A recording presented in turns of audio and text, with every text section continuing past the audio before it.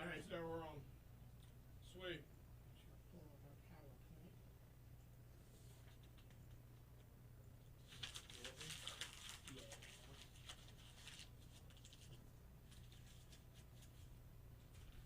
When you want, well, that's a stupid question. Sports, I'm assuming. Jamal Adams and Mama. Yeah. Yeah, we'll do a little LSU practice stuff, and then I guess I should pull up the information on Jamal's contract. If you turn the TV on. Ah.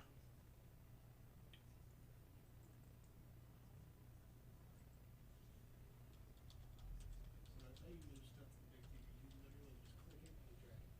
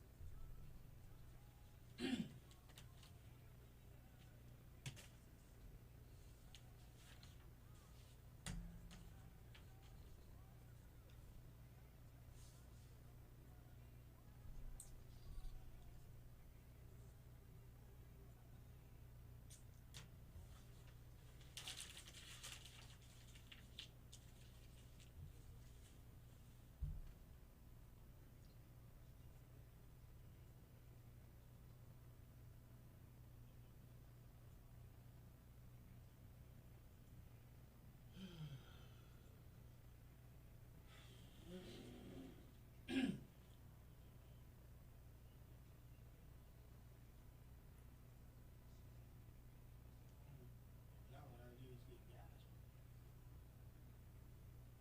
These are important things to do. My mom said earlier than normal, so I was going to get gas before the show. But I got in my truck and it was like, the gas light wasn't on, it was close to coming on. Yeah. I was like, just stop.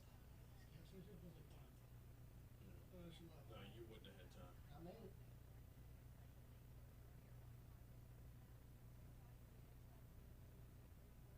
Require lane closures during non-peak traffic times for the next couple of days. It should be complete by Friday.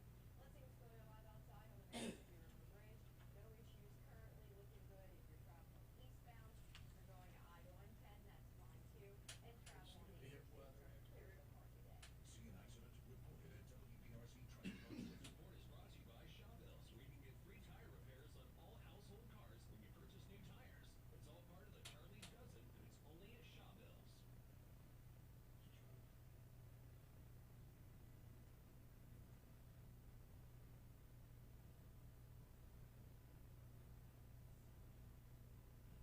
Crap, is that us already? I didn't even hear weather. I had more. Oh! Yeah. I said I was going to play next break. I just hadn't had that. News and newsmakers, coffee and contemplation, traffic and weather. I've been sitting here for 2.5 hours and I still don't know why. Good morning. Great day in the morning, people. Oh, in case I don't see you. Good afternoon. Start your day with Baton Rouge's hub for information and opinion. Yeah, well, that's just like your opinion. Here is Brian Haldane.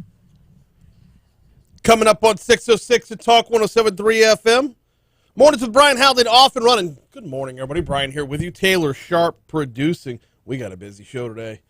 We are off. We are running. We are rocking and rolling. Legally Service coming your way a half an hour from right now. Attorney Franz Borghardt. Going to be talking about not just the Denny and Cynthia Perkins saga, but also what are the rights of the accused in certain trials. I can't wait to talk about this. It's going to be a fantastic discussion at 6:35.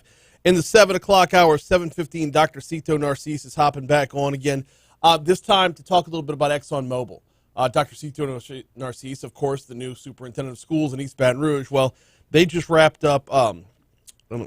Jaden Moody is a senior at Estruma High, just wrapped up the summer internship at Exxon Mobil. We're going to talk a little bit about their involvement in the community and bringing kids along in real life, real world situations. Also in the 7 o'clock hour, Congressman Garret Graves is set to join us at 7:35. Going to talk infrastructure. Where's the congressman at on the new on the $1.2 trillion infrastructure bill? I'm not even going to bother asking him where he's at on the $3.5 trillion human infrastructure bill. But on the bipartisan bill, where's he at on that? There's a lot for highways. There's a lot for broadband. There's a lot for coastal restoration. But it's $1.2 trillion when we've already spent $6.5 trillion since the beginning of the pandemic.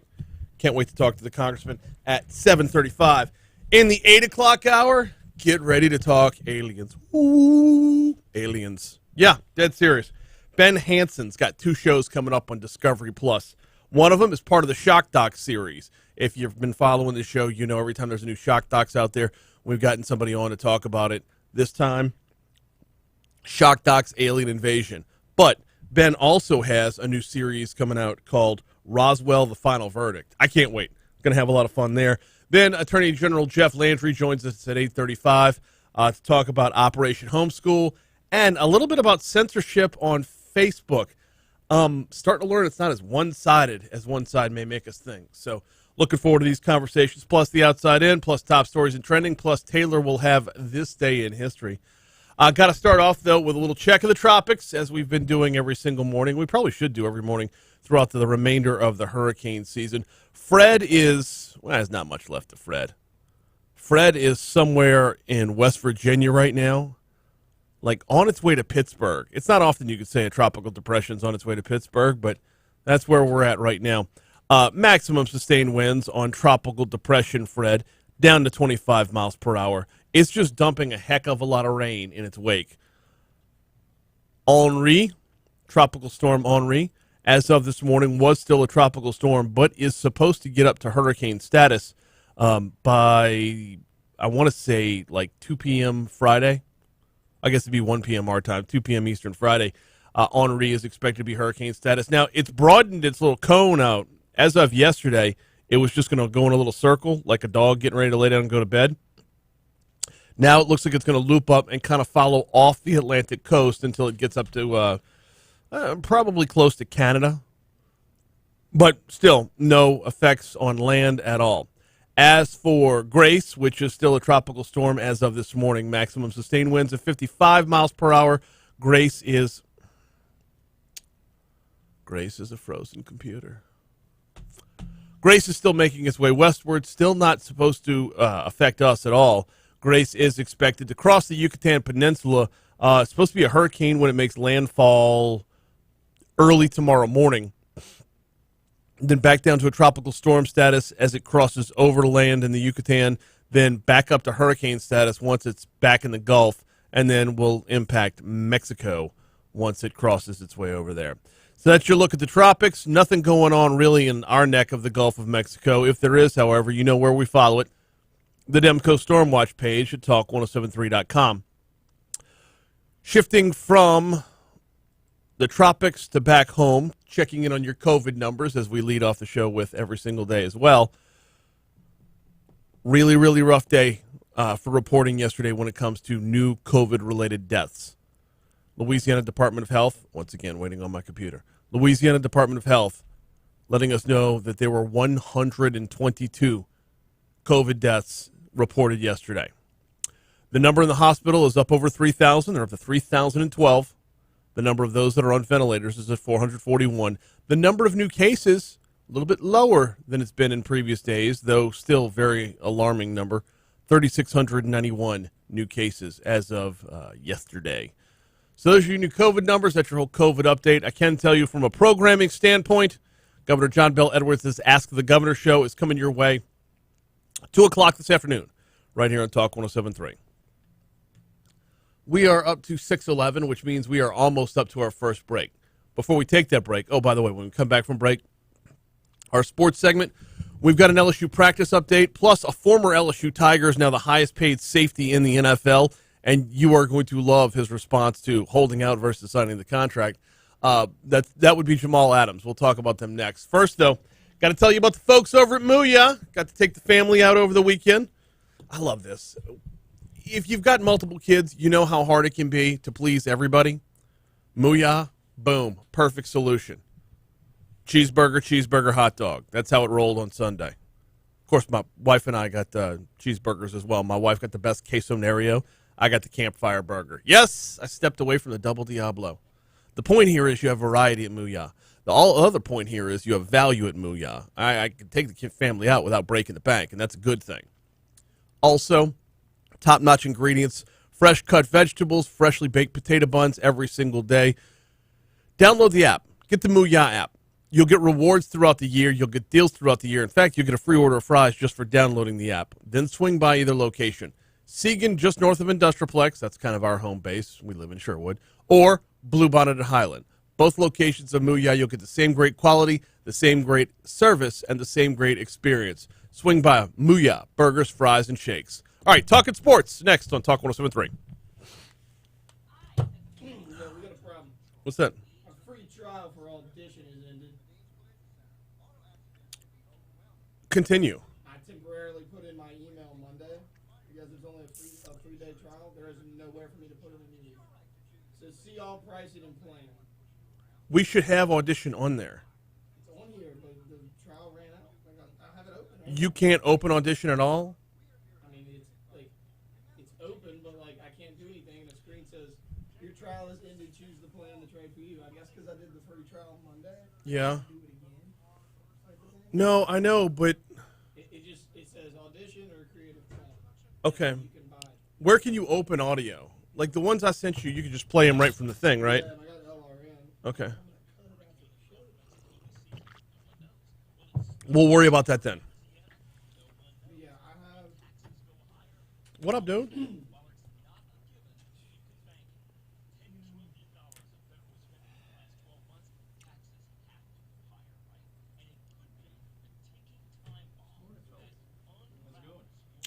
Going well. How are you doing? Living the dream, guys. Just living the dream. Been binging on a nice Netflix show. Which one? Marco Polo. I haven't heard that one yet. It's an older one. Okay. Like, Yeah, I mean, he's dead.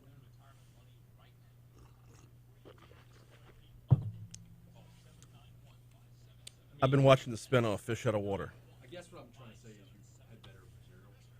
That's okay. Sure, I have. Yeah, that's like D-list. That's 6:15. That's 6:15 commentary.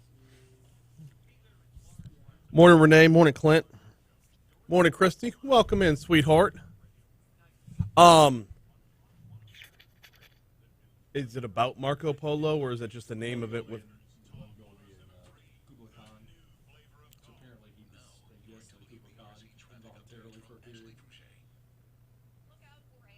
Alright, I got that LRN. I'm just going straight. okay.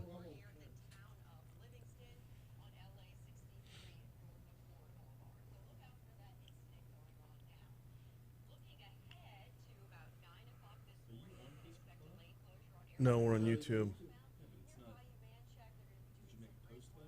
On Facebook? Yeah, I just did. Not from Talk. I did from my page. I can't post from Talk anymore because I don't know why. Doesn't be complaining. You'll just see where the link was.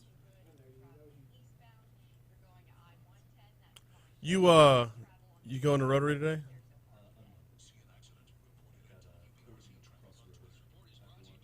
I'd like to go to Rotary. I paid for the meal. Right. Salad is delicious.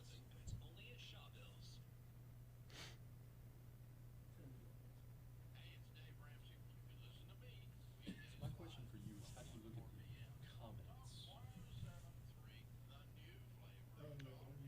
comments? This is just open. So, like, how do you tell who's watching? How do you... I mean, Renee, Clint, and Eric have already said hello or good morning.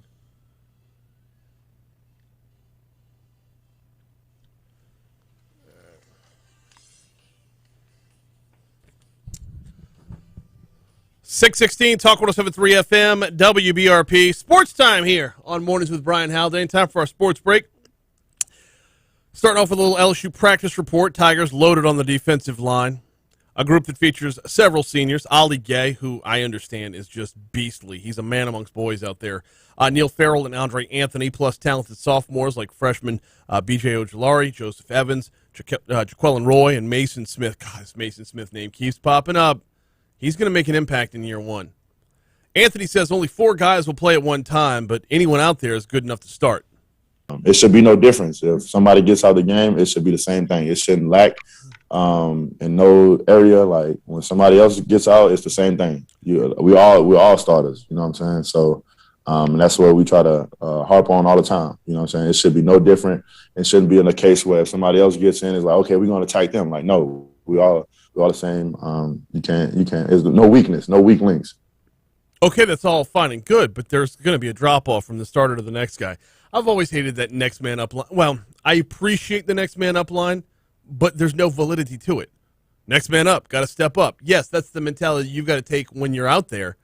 But from the outside looking in, if the next man up was better than the guy in front of him, then why is the guy in front of him starting? Anyway, Anthony believes the defensive line is going to set the tone for the entire defense. We got something going for the defensive line. Like it's definitely something there. The way we played, we fed off the energy we brought. It's definitely something there. So now it's just like building off of that, and just correcting the things that we need to correct and to become even more better as a defensive line as a whole. LSU's been waiting for former 5-star running back John Emery to move to the other side of the ball now to emerge as a real threat on offense. Last season, the former Destrehan star only rushed for 378 yards and 3 touchdowns. Emery says he is motivated to have a big junior year.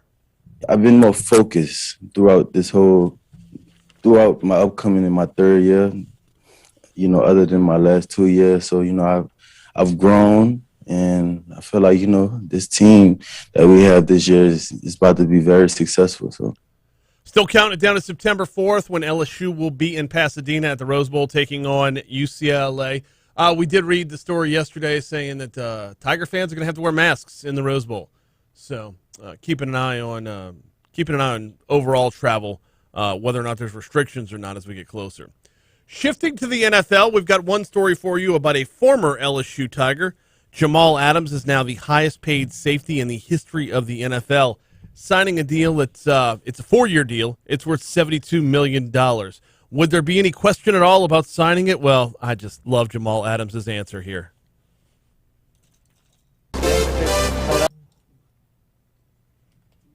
It's all right.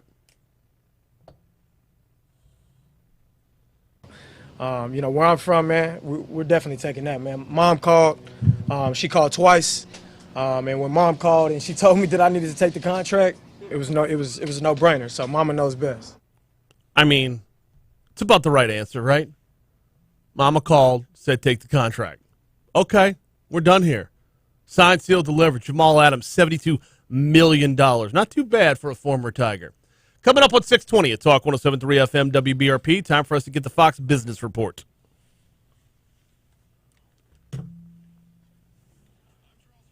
You got the comments? Were you fun? Okay. So I was advised by Brad that Axe is coming up in September? Team starts back in September. The retreat's not till December. Okay. I need to quickly register on the opening of the registry. If you want in, yeah, absolutely. I would highly recommend it. Not couples, just solo? Yeah. Okay. Yeah.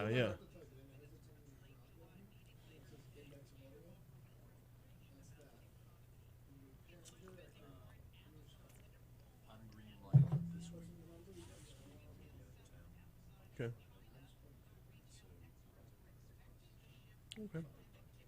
Okay.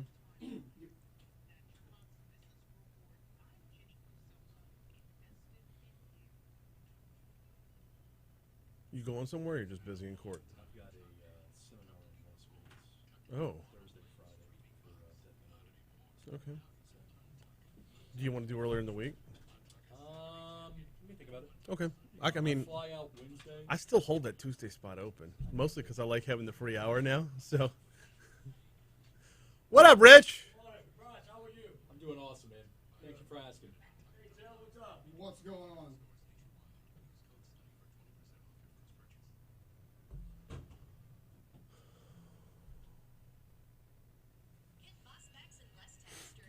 So on the one hand, YouTube streaming live from YouTube gives me more YouTube views. It's a show. Mm-hmm. But is it a more realistic reflection of how many viewers are actually Nope. No, you get more because it's live, it's in the moment. But I think the way you were doing it before, and we're going to have to seriously look at how we do this. Posting the whole thing back to YouTube after doing it on Facebook Live might maximize both platforms, therefore maximizing viewers. That's what you, yeah. Now, I don't have a huge, I'll just be honest, I don't have a huge following on YouTube, but I don't really cultivate it as much. But, that being said, I don't know. The video quality, the potential for growth end is on YouTube, so the problem I'm having is letting go of what's there in exchange for what's potentially there. The bird in the hand sort of thing. Yeah. I'd like to be able to know who's viewing Yeah. YouTube in real time. I mean, besides Clint, Renee, Well, Eric. so it's the same on Facebook. You can only see who's commenting, which is why everyone should comment.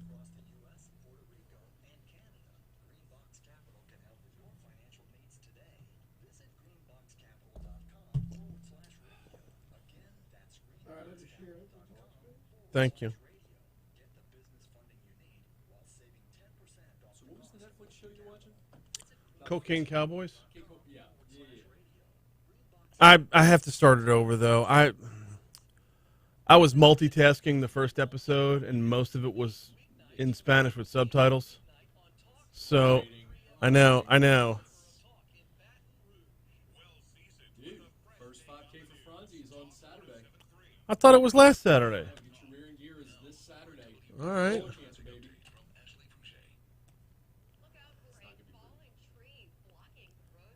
I mean, I'll finish it, but it's not going to be perfect. What are you running before you have to stop? Like before you have to walk? I'm going to run at a slow pace until I cannot run any further. Then I'm going to walk a little bit, and then I'm going to run at a slow pace. There's nothing wrong with that, man. As long as you push through 3.2 miles, you probably get. I mean, even if you're walking, you're going to get that in under 40 minutes.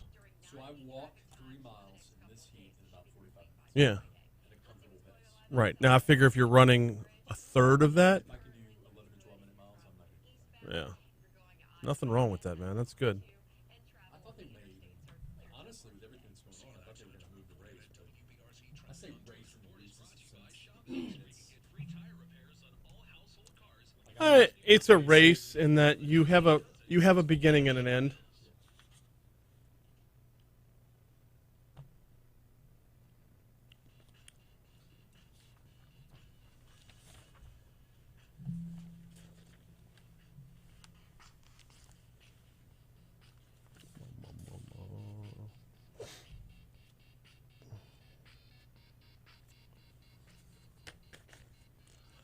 .625 Talk 107.3 FM, WBRP, Mornings with Brian Haldane, rolling right along. Attorney Franz Borghardt going to be up in just a little bit. What rights do the accused have to privacy? We're going to talk about that. We're also going to talk about Dennis Perkins now has a trial date set, the possibilities of him separating his trial from Cynthia Perkins. Well, they'll be somewhat separate, but can't be completely extracted. Legally served with Attorney Franz Borghardt coming your way about 10 minutes from right now. Right now, though, we look ahead to later on in the morning when the Board of Elementary and Secondary Education, a.k.a. BESE, will meet. They're going to consider whether or not to accept the governor's statewide mask mandate for K-12 schools. 63 House Republicans penned a letter to BESE asking them to reject the governor's mandate and allow school boards to make the decision locally. Alexandria Representative Lance Harris was one of those who penned that letter or signed that letter. It is BESE's constitutional obligation to make those kind of determinations when it comes to our students in the state. I'm not 100% sure as to why, but we'll get there. Harris says there are 3 branches of the government, and the governor doesn't have unilateral authority to make this call for K-12 schools. Quite frankly, I think that a lot of these decisions should include the locals in determining whether these masks are required or not, or to what extent they go. Have we not been down this road before? Didn't we do a whole school year already amidst this pandemic? Like, I'm not a fan of the masks myself, but I'm also not a fan of beating your head against a wall in a fight you've already lost. Put a button on that for 1 second. We'll come back to it again. Governor Edwards insists his statewide mask mandate does apply to schools and can't be overridden. He says if we want kids to be safe and schools to stay open, it's with the mask mandate. Schools are not able to stay in session. They're having to dismiss students, and in many cases, they're dismissing for 10 days or 2 weeks, and they're saying when you come back to school, you're going to have to wear a mask. So where we're at right now, with, 122 deaths reported yesterday, another 3,691 new cases reported yesterday. Where we're at right now, is now the time to be fighting this? If we were seeing 400 new cases statewide, if deaths were in the single digits, if you had fewer than 1,000 people in the hospital, remember a month ago when we had fewer than 1,000 people in the hospital? If all those things were factored in, don't you think you'd have a little more public opinion on your side to fight this battle? Not to mention the fact that we've been down this road last year when it came to getting kids off of virtual and back in the classroom. And oh, by the way, we had Dr. Cade Brumley on the show a couple weeks ago talking about the drop-off in test scores, and it has directly to do with virtual school versus in-person schooling. If in-person schooling plus a mask is what makes the difference, then in-person schooling plus a mask is the way you need to go if it means the mask keeps you in school. Edwards says the mask mandate is not just about protecting the kids. They go home at the end of the day, and if they have COVID, they're going to be spreading it to mom and daddy and grandma and grandpa. And transmission across the state is too high. That's why we see hospitals losing capacity. One day there will be a COVID story where I can just agree completely with one side and not have to play the contrarian. Sorry, when they go home, mom and dad should probably have been vaccinated. So should grandma. Especially grandma and grandpa. When they go home, I mean, look, kids are kids. If you want to fight the battle about I don't want a 12-year-old getting vaccinated, I'm willing to hear you out on that. But if you're in your 30s, 40s, up, whatever, you kind of already got your opportunity to get in the game or get out of the game, as the case may be. But getting back around to BESE's level of power here, I don't understand why BESE would have more power than individual mayors or individual school superintendents. And if a mayor can't supersede the governor's mask mandate, then why can BESE? That's the part that I'm not understanding. And I'm also not understanding why we continue to fight this fight. Look, the governor is like undefeated when it comes to these battles. We have yet to see one get overturned. Eventually, you're going to have to you're making him look like he is, he's the 86 Bears. Franz says bulletproof. How many times do you have to lose before you realize maybe we should take another tact? Maybe we should figure something else out. Maybe we should get to work in our own hometown on the numbers and start driving things downward. But if you lost every round last year, no, totally, this year, I tell you what, start a recall petition. Let's go that route. That's always successful, isn't it? Except that it's totally not. That's always a big winner, isn't it?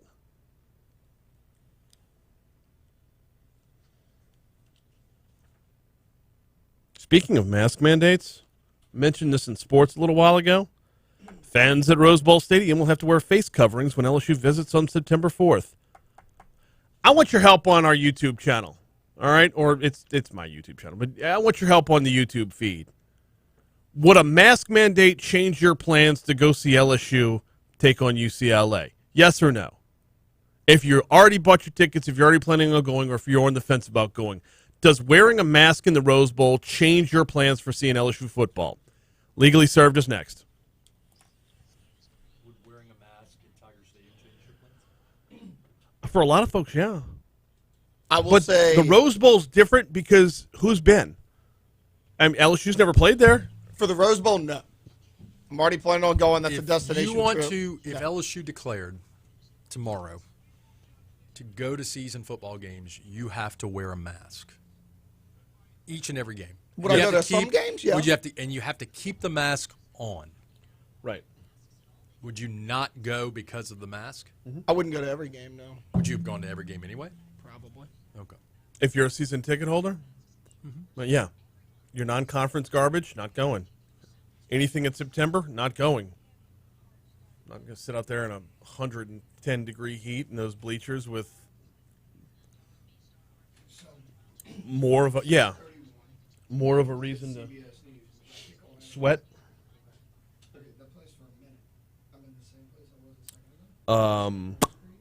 I'm Jeff Palermo, the Talk 107.3 Baton Rouge Newsroom. Yeah. A spirited debate over face coverings in classrooms is expected at today's Louisiana Board of Elementary and Secondary Education meeting. Governor John Bell Edwards believes his indoor mask mandate policy covers schools. 63 House Republicans penned a letter to BESE asking them to reject the governor's mandate and allow school boards to make the decision locally. Alexandria Representative Lance Harris was one of them. It is BESE's constitutional obligation to make those kind of determinations when it comes to our students in the state. The meeting starts at 9 o'clock. Members of Louisiana's Republican congressional delegation say the Biden administration has mishandled the removing of troops from Afghanistan. President Biden said there was no longer a national security interest in keeping American troops there. But Congressman Mike Johnson disagrees. We're worried about the talent.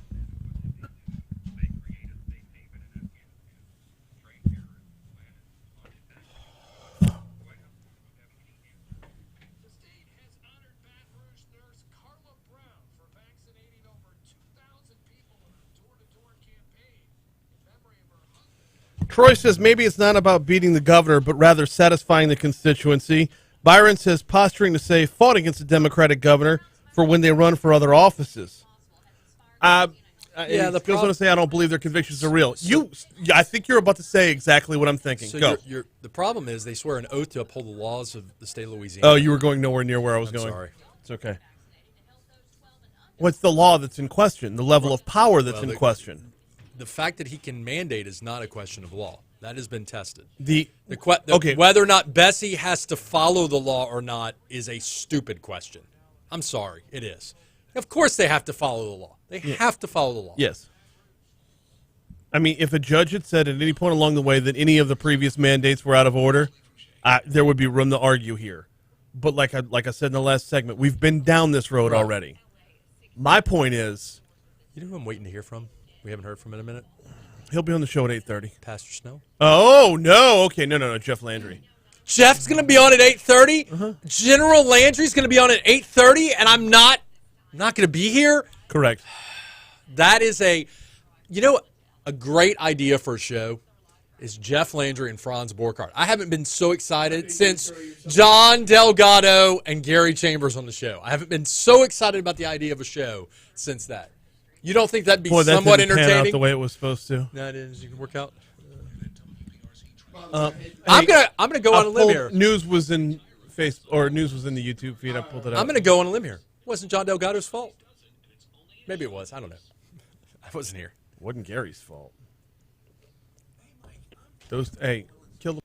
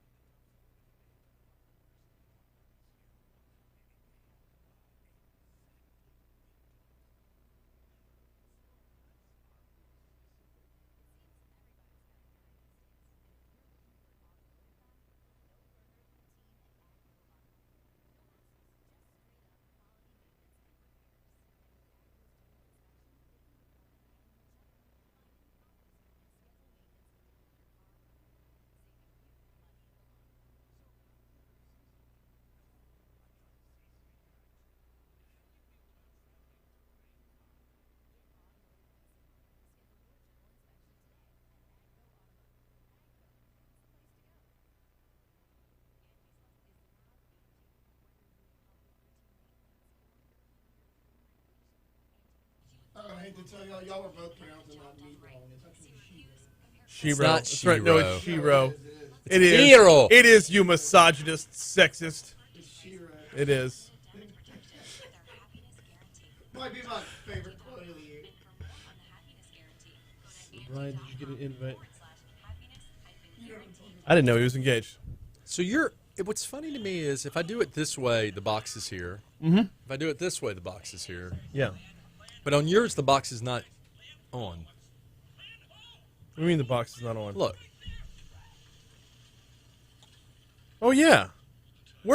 Taylor. On his, the box isn't there. I don't have it on mine. I know. Close it out and open it back up again. Close your feed and open it back up again. You're way behind on the thing. Okay. I don't know where I am. There it is. You got it.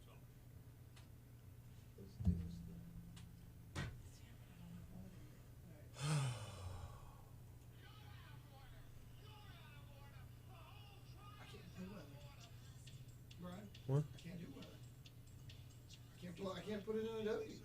I gotta put the open and the close. Can you play it on the other computer out of like a MP3 player? I can play it. I can't put the open and close in front of it. I can play it from WBRZ's thing. It's not gonna have the WBRZ. That's fine. Please email Bo. Yeah, I'll let you know.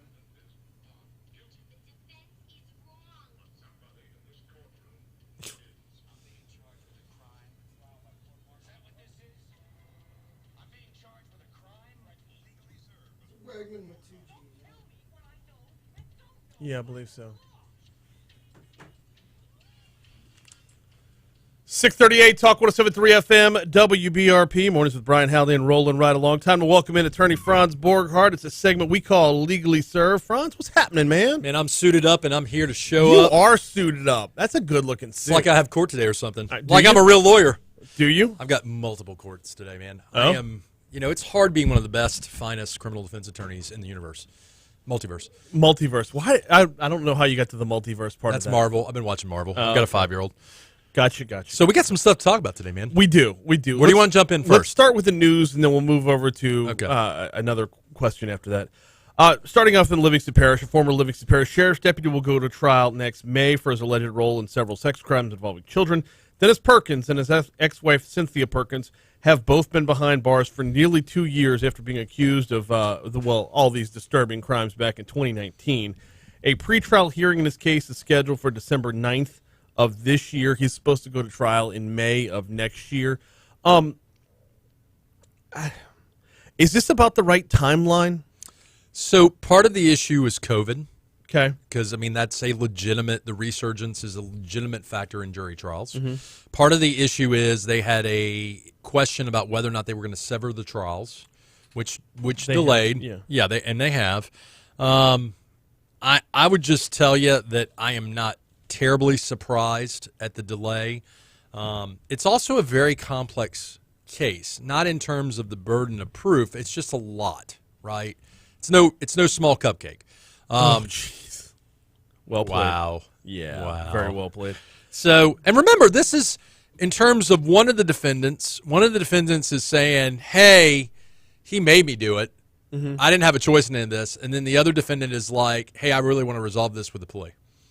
Okay. That is what the optics are right now, right? Is one of the defendants, Mr. Perkins, has said, "Hey, we're trying to resolve this without going to trial." Right. The other defendant is like, "Hey, I I didn't bake the cupcakes, Well, but not only that, but she's distancing herself from her husband regularly. Her attorney said, "We've already found some evidence of instances in which Mr. Perkins has used his law enforcement databases and his position within the Livingston Parish Sheriff's Office, we feel, to take advantage of women and force them into these acts and do these things against their will."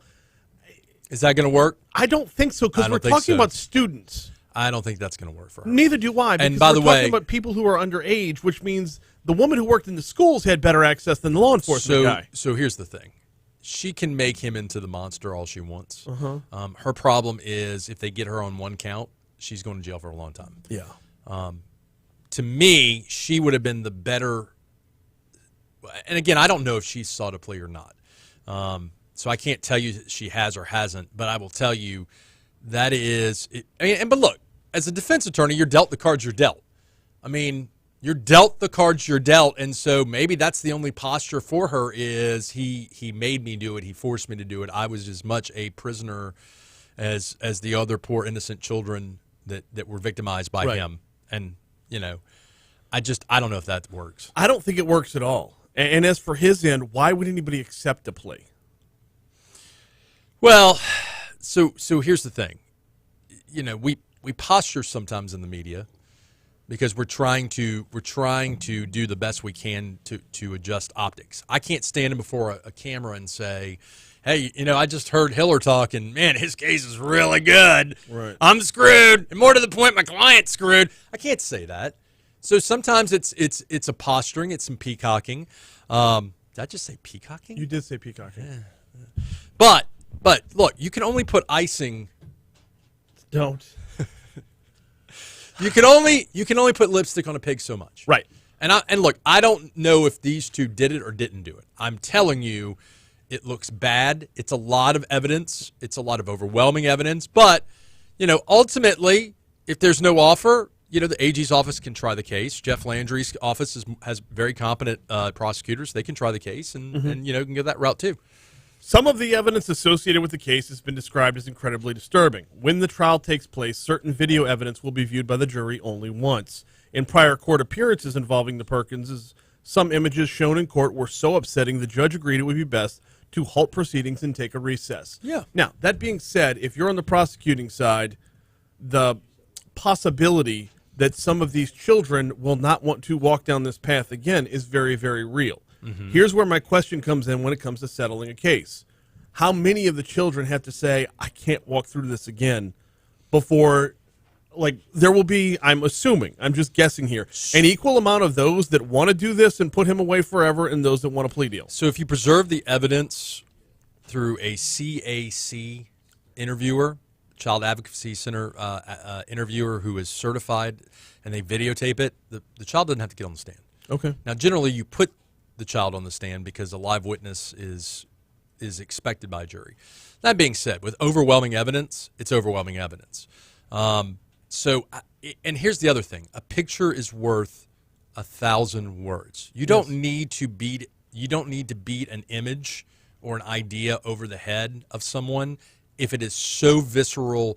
We joke tongue-in-cheek about the cupcake because the cupcake is such a visceral image. Right. You think of what is accused of these individuals in a cupcake, and you can't get that image out of your mind, right? For those who have not kept up with the story, one of the accusations is that there were cupcakes made with buttercream, people juices inside them as part of the recipe. People juices. People juices. I don't know. Semen. We're adults. Okay, yeah, I know. But kids are getting ready for school right now. I'm doing my best to skirt it. But that is an example, again, not funny, but that is an example of a visceral image that if you're a juror and you hear that and that's presented as evidence, it is burned into the optics of your brain in such a way that it only needs to be shown once. Okay.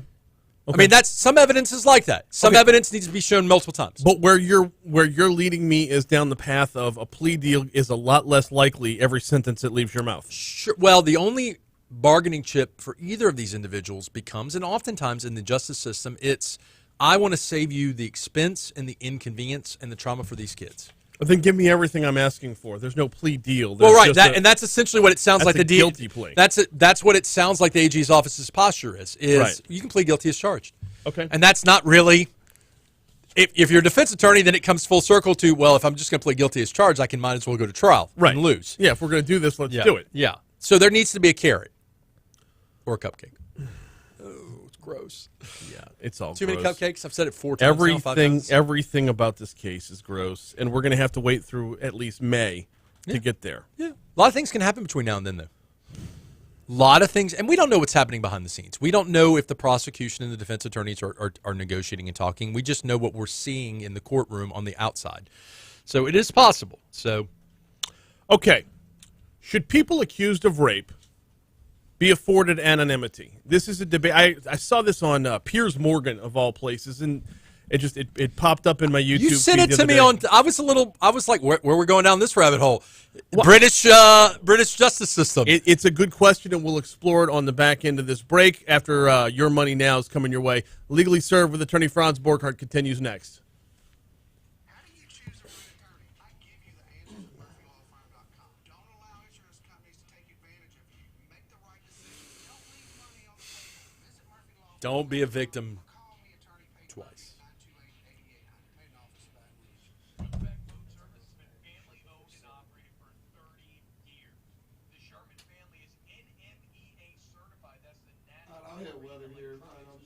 So I got a new car. Caddy's gone. Fiat. No, Tahoe. Diesel. 4x4. I don't have the metal balls on the back of it yet. I don't have the metal balls yet. What are those called on the truck? The metal balls? Again, children nuts. watching. I'm sorry, Brian. I really like the idea of this Jeff Landry, Franz Borghardt show. We can make that happen. For the right money, we can make that happen. I mean, am I wrong? You have money for this? Oh, I'm sure I could generate money for this.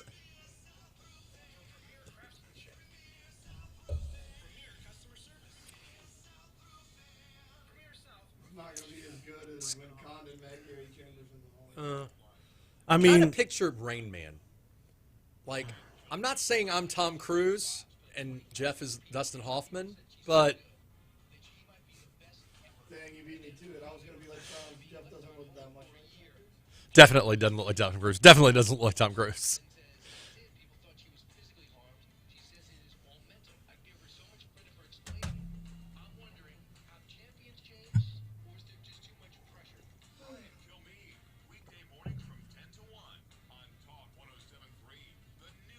To be fair, Guy, I was the he's childish gone. one. He's gone.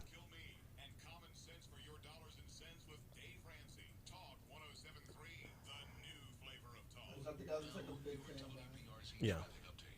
Are you being so? It's the guy who spends every waking moment of his day. It Kev was, Kev? yeah. Shout out to Kev Kev. Kev Kev forever.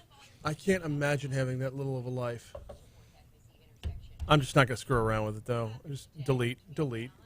You can delete comments? No, yeah, I can, but I just block the guy altogether. Okay. He'll come back in 10 minutes with another new identity and another fake email and.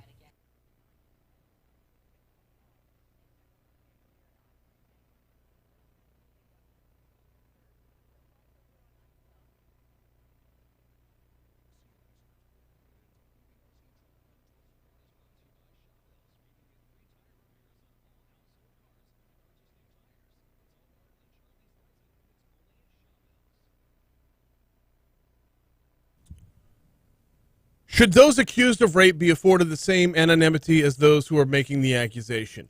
There's a discussion to be had here, and we will have it right after we check in with Your Money Now, which is coming your way right after I tell you. Don't forget to download the all-new Talk 107.3 app, the mobile app presented by Gregory Ricks and Associates. You can listen you can listen live. You can listen on demand. You can set an alarm to wake up with this show. The mobile app, the Talk 107.3 mobile app, presented by Gregory Ricks and Associates. All right, Attorney Franz Borghardt is in studio. We will continue our conversation right after this.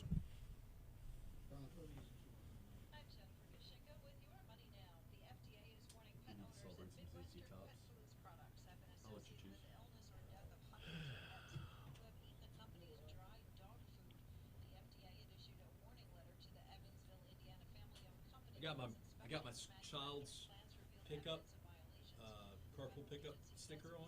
He's got a number like a prisoner. I didn't have a number. We would just put our names, like our parents had to make a card with our names on them. They just put it in. So I wanted to do that, but the sticker doesn't allow for that. So I reluctantly put the sticker in the far right corner. Yeah. I'm pretty sure I could do a card if I wanted to and put it down, but it. No, you need the sticker. They would make a laminated card, just stick it in their windshield. So here it is. The teachers would walk by and be like, "Oh, here's yours." Here it is. Franz Borghardt is not special.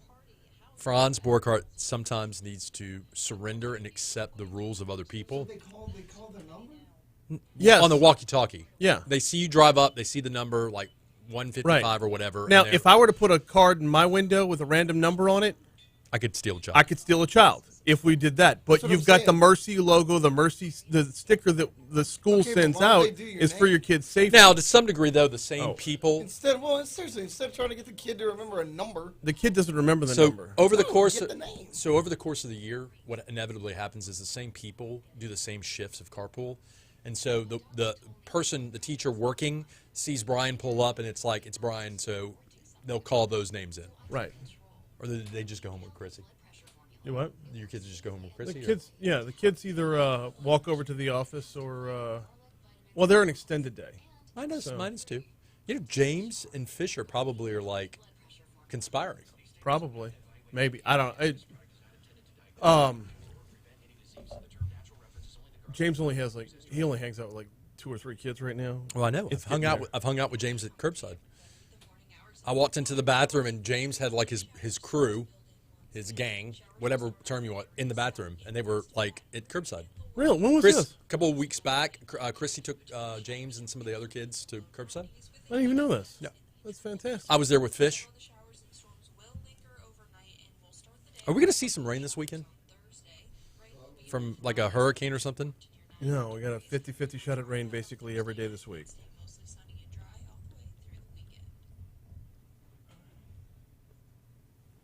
It sounds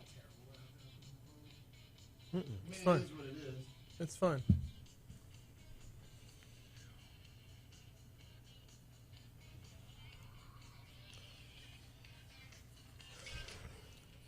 .652 Talk 107.3 FM at WBRP. Mornings with Brian Haldane, rolling right along. Legally served, rolling right along. So I'm just going to pose this question. Should those accused of rape be afforded anonymity?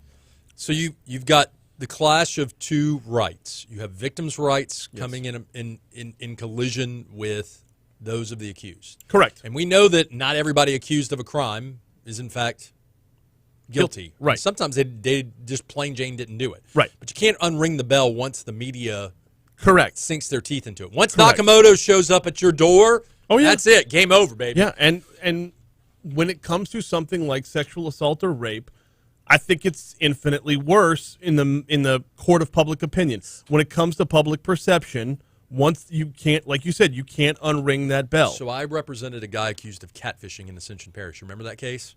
Made the news. Nakamoto showed up at his work. The guy got fired. Turns out a couple months later, I was able to establish that he was factually innocent of the allegations. Really? Can't undo the internet. Nope. Can't undo Google. Nope. Can't undo news stories. Although to WBRZ's credit and to Chris Nakamoto's credit, they did do a follow-up story about the exoneration of my client. Right. But you even can't- still, when my guy tries to apply for jobs, it's not, oh, you were exonerated. It's, oh, you were accused of catfishing. Right. Which, Right. for whatever reason, by the way, was apparently viewed as a horrible, terrible, evil crime. I'm not even talking about Catfishing? rape. Catfishing. Pretending to be someone else. Yes. We do it all the time. We, as a race, pretend to be other people all the time. Now, I don't pretend to be Whoa. Catfishing's a little bit differently, though. Like Manti Te'o's fake girlfriend. Like tricking someone into believing that you are someone else with the hopes of, like, lure. Have you ever seen Catfish on MTV? Yes. Yeah. So that's a little bit different. So point being, can't unring the bell. Right. So I see the argument, and that what you're referencing is a British news piece where they're discussing this very issue. Yeah, it was Piers Morgan was on Good Morning Britain. Yeah. So I see the merit in it. The problem is we also crave transparency. We also, as a society, crave transparency, and we don't like it when we think something shady's going on behind the scenes, right? But the accused has fewer rights than the accuser. Well, that's the nature, because we. Well, if we crave transparency so much, then why don't we they go to jail for a long time? If the accuser is lying, they're often not prosecuted. I know. Which maybe that's the real conversation. Because being falsely accused of something as egregious as rape, if the victim is shown to be lying and not really a victim, maybe we should have a stricter or harsher penalty on that person, because at the end of the day, nothing hurts a true victim more than a false one. Yes, exactly. It's like screaming. Oh my God, are we agreeing? No, I know. I was worried this was going to go down this path, and we were not going to argue, and I don't think we are going to argue, because if we So we are, always have to fight. No, It's we okay don't always have sometimes to get fight. along. It's just it's more lively when we do. Here's the question though: is if the accuser is going to make the accusation, and the accused is going to be publicly just run through the ringer, shouldn't their name be out too? Well, sometimes it is. Like in the public Weinstein cases, or the cases where we've seen Hollywood figures getting accused of doing sexual assault, rape. Right. Everybody has to come forward, and when it's 10 women, we generally know who the 10 women are, or who the 7 of the 10 women are. But here, in under local law, the victim does exercise a certain amount of anonymity. You can use her initials, but I mean everybody knows. The thing is, everybody knows who the victim is. At some point, the name comes out. So now, R. Kelly. I'm looking at the R. Kelly story. I can click on that if you want. Sure. Oh God. So like R. Kelly. Uh-huh. Well, if they're juvenile victims, it's significantly different, right? Okay, so and that walks an even more peril path because while you got to go even further to protect the victim's rights or the alleged victim's rights, because it's that much more heinous. I don't want to know the victim's name, but at the same time, though, isn't R. Kelly or whoever the accused is here? Don't they face that much more blowback in the media because of this? Don't they face that much more blowback in public because of the age of the person who's making the accusation? Anytime you have a rape or an assault that involves a juvenile or someone of a tender age, and tender age is not meant to be a joke on dating. I mean, tender age is generally a term of art. Tender. Yeah, not tender. Right. So you're always going to, I mean, look, you accuse someone of doing something with a juvenile, the stigma is there. Right. Whether they did it or not, that person's never going to be the same again. 100%. Now, if they're guilty, they shouldn't be the same again. Put them on a registry, make sure they don't do it, make sure your child, my child is safe. Mm-hmm. That's the prosecutor, Franz, coming out there. You just got to afford them due process. They get a right to a fair trial and proceeding because we want to get it right. Because we don't want to put someone in a human prison that did not do a crime. Nobody, I genuinely believe that nobody wants to see us get it wrong and wants us to put someone in jail that didn't do the crime. 60 seconds ago, and we got to tease Go Rouge in a second, but 60 seconds ago, so let me ask you this. Percentage-wise, how often is the accusation wrong in the first place? Well, it's hard to say because if the accusation is wrong, it may never get to a courtroom. And how long after the headline runs? Well, that's the problem, right? So someone because I don't care about the courtroom. So someone accuses you of something, and I'm able to get cell phone records to show that you're lying. Mm-hmm. I may not be able to do that until 1 or 2 months in. Right. And then I have to find someone who's willing to listen, and then that person has to take a risk. And the risk is not prosecuting something that looks on its face to be a horrible crime, because if you dismiss a rape, everybody's like, oh, why did you dismiss a rape? But after that first headline, it's already too late. I agree. What's coming up on Go Rouge? We're going to have a fitness expert talk about transformations. We're going to have Rodania Hart come in and talk about some arts events we have coming up. I'm just going to have some me and you time, maybe. Okay. Me and you and time. We could do that. I'm down 75 pounds. That's awesome. 75. So good. And you're back to eating some form of meat, which is even better. Which is not bad. Oh, jeez. Welcome back to the party. Here comes CBS World News Roundup. I can't resist it. I don't know why I keep doing that. It's so lame. I know, Taylor. I'm sorry. Taylor, I never said I was cool. Tell Jeff I said hello. We'll do. You can still tell him I said hello. I care about Jeff. You don't believe me? That's harsh. I don't believe you either. I'm telling you, he has no clue. Well, he will when you run against him. That part I believe. Oh, you just ignored that one? Yeah. I emailed the. Thank you. Like, I don't know if it's because I did the free trial. Like, when I have it open now, it just says. The upstairs computer's been on a free trial for 3 years. This one says select plan. Monday, when it said select plan, I did start free trial and just entered my email address. I can't do that today. Like, it says start free trial and it's Adobe Audition or Creative Cloud. And it just says buy now, buy now. I can't. And when I click see other options, nothing pops up. Yeah, like I'm trying to do what I did Monday, and it didn't. It's not working. But that's about right. I actually think I had a similar thing happen to me last year with Adobe. You probably won't be able to fix it during the show, but I have another account or contact Adobe. I have a Creative Cloud account. And for the life of me, I can't remember what email I got it started with, but I know they ding my credit card like every other month. It's weird they don't do it every month, but whatever. Yeah.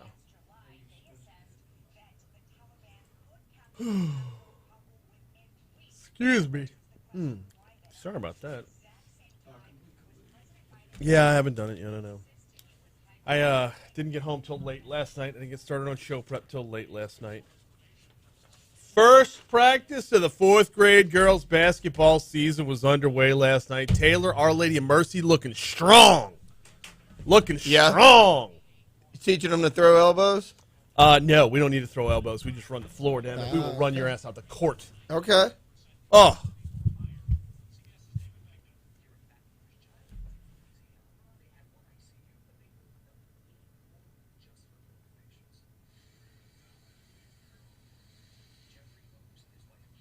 Boy, they're just going to bleed audio from last Thursday's press outing until it's dry.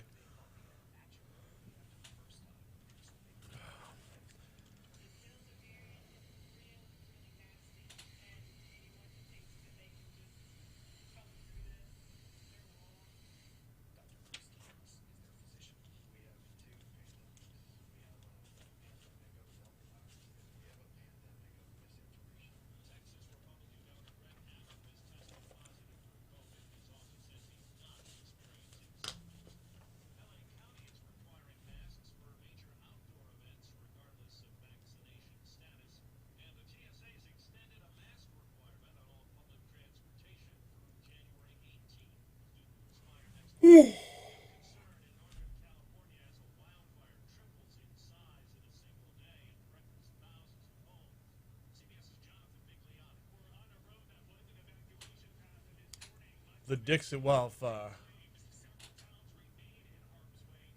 The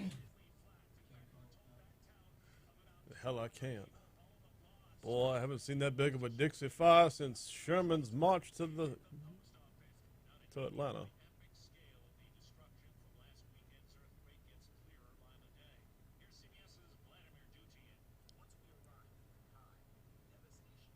I don't understand, I don't understand wildfires at all. Yeah, how'd they start? Right. But more to the point, they're like, the ground's dry. Okay. Don't they kind of start in roughly the same area every year in California, though? Yeah. Yeah, the ground's dry. That's fantastic. It's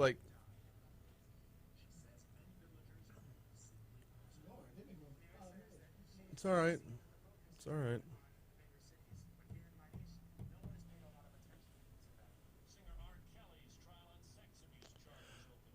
Galen says if rape victims get anonymity, the accused probably should get it too, even though the victim wasn't anonymous. Look at the Duke lacrosse fiasco. That's a great example, Galen. The Duke lacrosse thing was... Yeah, way to throw your entire team under the bus.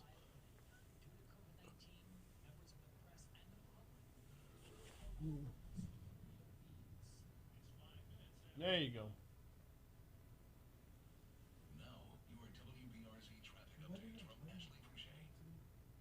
I don't remember.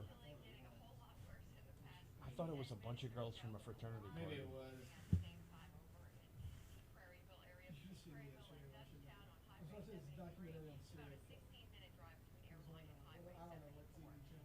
It was obviously a slow day. I don't ever watch stuff like that. They're talking about Ted Bundy. How nobody caught him. I told one story. He told another. Who did they believe? No white man. I'm sitting there, I was like, lady, this isn't gonna tell you.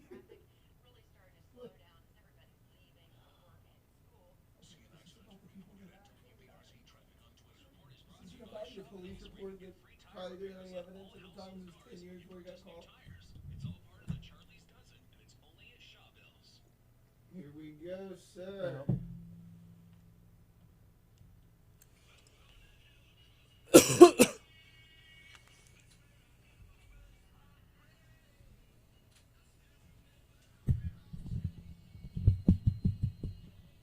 My father said.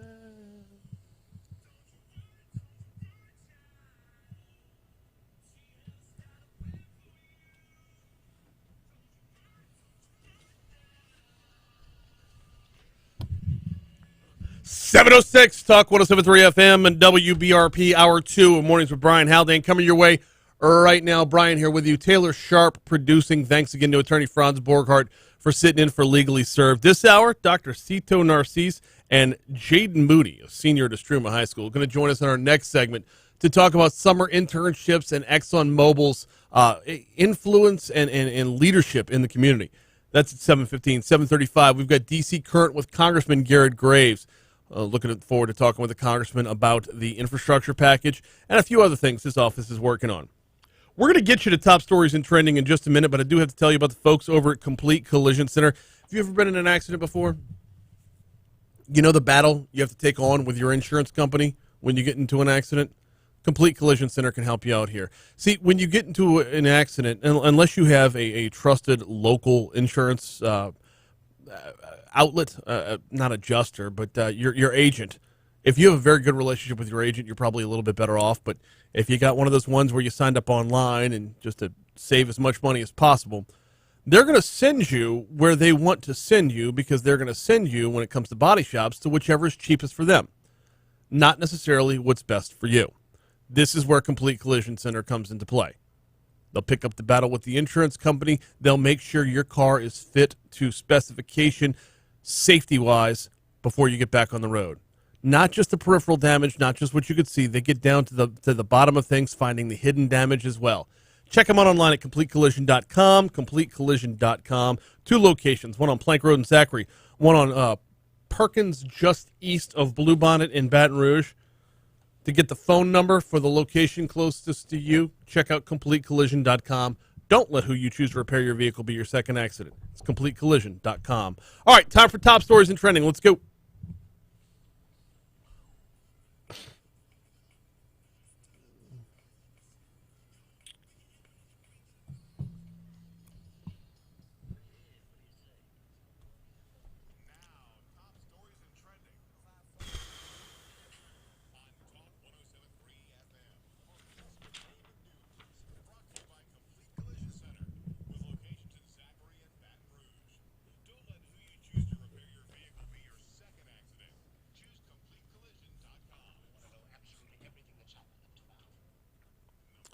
Baton Rouge nurse Carla Brown, who made national headlines going door-to-door to help vaccinate people, received a $25,000 check in recognition of her work yesterday. Brown, who lost her husband to COVID before vaccines were available to him, has vaccinated more than 2,000 individuals in his memory. Door-to-door? What's that like? Vaccines. Land shark. Land shark's a dated reference, Brian. Move on. BESE meets this morning and looks to consider whether or not to accept the governor's statewide mask mandate for K-12 schools. This decision comes amidst protests at local school boards over the mandate and a letter signed by 63 House Republicans asking BESE to reject the governor's mandate and allow school boards to make that decision locally. Governor Edwards has insisted his statewide mask mandate does apply to schools and can't be overridden. He cited precedent established over the past year and a half that supports his claim and notes Louisiana is currently in the midst of the worst ever COVID surge. A juvenile surrendered to police after shooting a person in the face late Sunday just off of Southern University's campus. Police said Tuesday detectives were investigating a shooting at 724 Harding Boulevard, an address that overlooks the campus. The shooting happened around 9 o'clock Sunday night. The victim was shot in the jaw. 724 Harding is like literally just right across the street from Southern's campus. Police did not release any other details about this incident, but as I understand, the victim did survive. Got a pair of fires to talk about from Baton Rouge Fire Department. Firefighters were called to the scene of a house fire on Lettsworth Street early this morning. Officials later determined the blaze was intentionally set, a.k.a. arson. Firefighters say this wasn't the first time the vacant home, which is in the 500 block of Lettsworth Street, was targeted by an arsonist. Shortly after 1 a.m., firefighters found the home engulfed in flames, which they were able to extinguish in about 20 minutes. Got a second one for you. First responders were called to the scene of an intentionally set fire near Government Street overnight. According to officials with the Baton Rouge Fire Department, the fire was set at a vacant home in the 1700 block of Wisteria Street. When firefighters arrived, they discovered flames in the home's front room. Jumping into action, first responders extinguished the blaze before it could spread. 2 arsons overnight in Baton Rouge.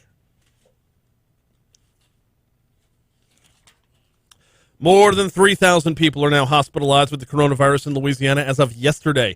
It's the first time the state has reported that many hospitalizations since the onset of the pandemic. Louisiana Department of Health says we're up to 3,012.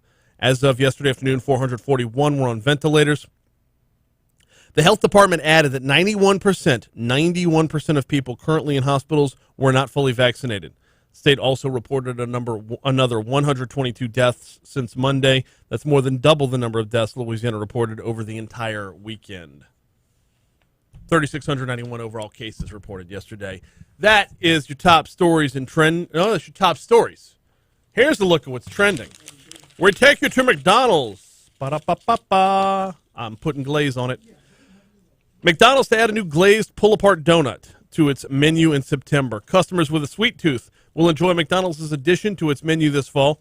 The restaurant will roll out a new item alongside with the 3 baked products already featured on the McCafe menu. Beginning September 1st, customers will see a new glazed shareable donut on the bakery's menu. It'll join the McCafe's apple fritter, blueberry muffin, and cinnamon roll. The glazed pull-apart donut is set to become the first limited edition to the McCafe bakery, according to QSR magazine. The new treat will be available to purchase in restaurant via drive-thru by means of the McDonald's app with mobile order or by having it delivered directly to your front door through McDelivery. I'm excited about this one. Are you excited? I'm a big donut guy. You're really? Absolutely. You're not a big guy overall. I would expect a little more beef around the midsection for a big donut guy. Big donut guy. McDonald's adding a donut. Is now the time to remind everyone that the leading comorbidity is morbid obesity? I mean, hey. You got to do what you got. It's a donut. Plus, it's McDonald's. You got the convenience. It's a drive-thru. You do have the convenience of the drive-thru. Yes, you do. Plus, yeah, it is McDonald's. I have a feeling this thing is going to be delicious. Probably. Mostly, it's not helping. I mean, if it tastes anything like the McGriddles, it's going to be solid. Oh, why are McGriddles so good? Because they're pancakes and a breakfast sandwich. Can we ask everybody online to stop making your own McGriddles recipe? You're never going to duplicate it. All right, 714 Talk 107.3 FM. Quick break when we come back. Let's talk summer internships next. Is that Dr. Narcisse? No, that's Jaden. Okay. Fun story about a McDonald's experience. That's Dr. Narcisse. Oh, Nards. Yes, sir. Jaden's already on the line, and we will be with y'all in about 2 minutes. Thank you. Hang on. I lost my notes. Shoot. All right, so come on, hang on. Oh yeah, go ahead. We're leaving the Luke Combs. Is your mic on for? Okay. Yeah, okay. we're leaving the Luke Combs concert in Gulf Shores, right? That's always a great start to a story. It's late at night. I mean, it's like 11:30, 12 at this point. So everything's closed except fast food. So, I mean, the McDonald's line is backed up to the road. I would imagine. We pull in. Folks in Alabama doesn't know the meaning of the word dual drive-through. Because we're like, all right, let's leave. And we go to leave. In the outside lane of the drive-thru, there's not a single car in it. Okay. And we were like, okay, well, it's closed. And I was like, try it anyways. Maybe it's not. Get in the outside lane. What can I get for you? So we go ahead and order. Pull right up to the front of the line. Everyone else stays in the long line of the inside lane. Not only did they not know it was there, they didn't pick up on it once we ordered. Right. Like everybody else is waiting in a 45-minute line. We pulled right up. Did you look at the ground to see if there were markings for Alabama in one lane and Auburn in another? I did. I should have. Because I bet you if you looked in the ground, you would have seen roll damn tide over here. Well, I thought about it. And you were like the lone Cam Newton. I thought about it, and I was like, they're not used to that kind of technology out there. One lane's all they can do in Alabama. So, yeah, if you go to the Alabama and Gulf Shores, outside lane. Okay.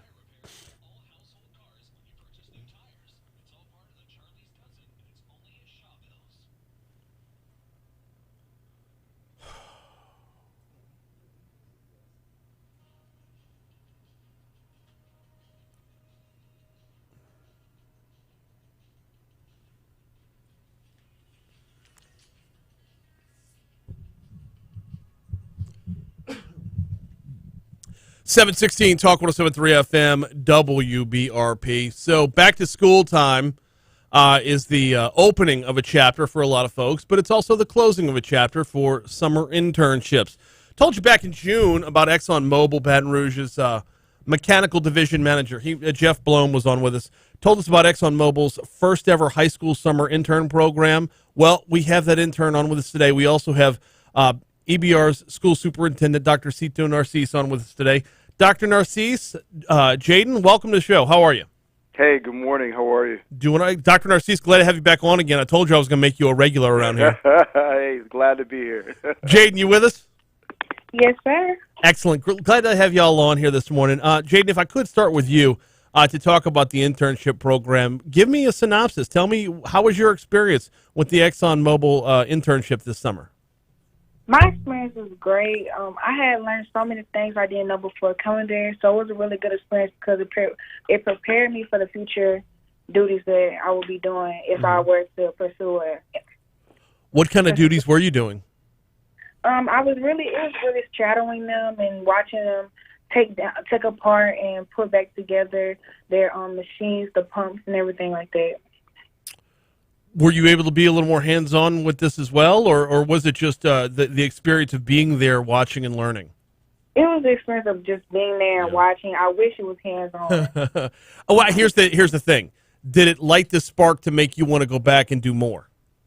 Yes, sir. It really has. Absolutely. Absolutely. I tell you what, throughout the summer internship, I'm sure you weren't ready for everything that came your way. What surprised you most about working at Exxon Mobil? What inspired me the most? What surprised you the most? What surprised me most was that if I wanted to pursue a career at Exxon and also still want to go to school, that they will pay for it. They will, help me out through that time. So that really inspired me the most. But another thing that inspired me was, they surprised me was the people I was working with. They were nice, they supported me, and they always helped me and tried to help me understand everything that was going on. I would assume that would be your favorite part of the program as well. What was your favorite part of the program? Going out into the field. Yeah, getting out of the classroom setting and seeing how things apply in real life. Now, back in school now, how do you take what you learned over the summer and apply it back in the classroom? They about asking questions. That's really very important. Like, if you know that you don't know anything, and it might be a dumb question, but not to them. So you always want to ask questions just so you can understand more and get more information. Jaden Moody is our guest. She was the Exxon Mobil summer intern. Before this, had you thought about craft specialty or engineering as a way to pursue this, or chasing after an engineering degree? Did you think about this before applying for the internship? Yes, sir. That's what actually I wanted to do because my uncle, he does the same thing. He's an engineer, so I was like, this is something that I actually want to do. I want to build things, put things together, take it apart, see what's wrong with them, and then have a great solution of what is going on and how to fix it. Let's move over to Dr. Cito Narcisse. He's the superintendent of schools for East Baton Rouge. And, Jaden, we're going to get back to you in just a minute. Dr. Narcisse, let's talk about this partnership with Exxon. And they're getting involved, pulling kids, not pulling them out of the classroom, but making sure their experience is a lot more than just utilizing what is taught within the class. Talk to me a little bit about this partnership and how you've taken to it since taking over the gig. Well, first, I just want to say thanks to Exxon Mobil. I mean, they are actually helping us trailblaze what we believe should be happening here in the school district. Fits into our brighter future, the pathway work around dual enrollment. Exactly what you heard Jaden say, trying to bring kids' dreams closer to them and with some experiences outside of the classroom. What this partnership has done, I think, is provide kids with much more hands-on, real experience, and also expose them in ways that just doing stuff in the classroom can't, right? You have to have some real hands-on, be able to learn soft skills. I mean, the learning that Jaden learned, as well as all the other kids that were in that program, learned things that, it's just a different way of learning. And I think that this is kind of the future and where we should be going in our school district. Let's talk about that for just a minute. What chances are there, what opportunities present themselves from this to expand the program, to grow it, maybe to fold more companies in? Yeah, well, my goal is to move us to a dual enrollment process where we have multiple pathways in industries that are connected to our schools. I mean, the beautiful thing about our state is most people who grow up here stay here. And so we should be connecting our schools to what industries we have where there's actual jobs and those things. I mean, they lead into those type of pathways. And I think that way for us to guide kids into this approach helps us not only help them with their skills, but also help us as an economy. Exxon Mobil provides a lot of opportunities for very hands-on work for students, but there are varied industries that you're able to work with in getting internships out there. Is there one blueprint to follow, or do your long-term plans include many different blueprints for this sort of thing? Yeah, I mean, right now when you look at the industries that we have that are with opportunities now in this city and also in the state, there's really within like 5 particular areas, right? So you look at construction, manufacturing, transportation, logistics, pre-med and med, and also you look at business management, right? And those areas are kind of where kids have opportunities right now, whether they go into getting their degree in an industry-based certification, or if they decide to go learn it at upper levels in college. I mean, so what I'm trying to do here is us here in EBR is try to close that gap so kids can make their dreams much closer to them, and also to get to those areas faster. Right, I think it's important as they learn these skills. I mean, we're just in a different generation right now on how children learn and engage, and the kind of the old way that we think about schooling is changing. 100%. And are there ways to take what's learned off-site, off-campus, but over at Exxon Mobil, and bring them back around into the classroom to bridge that gap as well?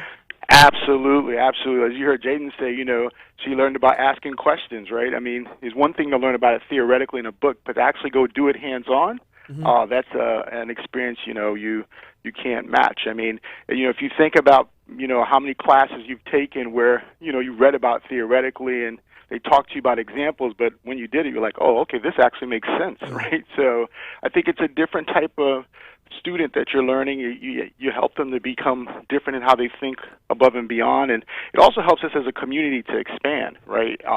And get different ways of opportunity. I mean, the benefit for Exxon is Exxon's going to have jobs open for kids. They're going to need employers, right? I mean, employees, and so we'll Jaden, if she does her work, she'll be a future employee of Exxon, so they're investing already in their own.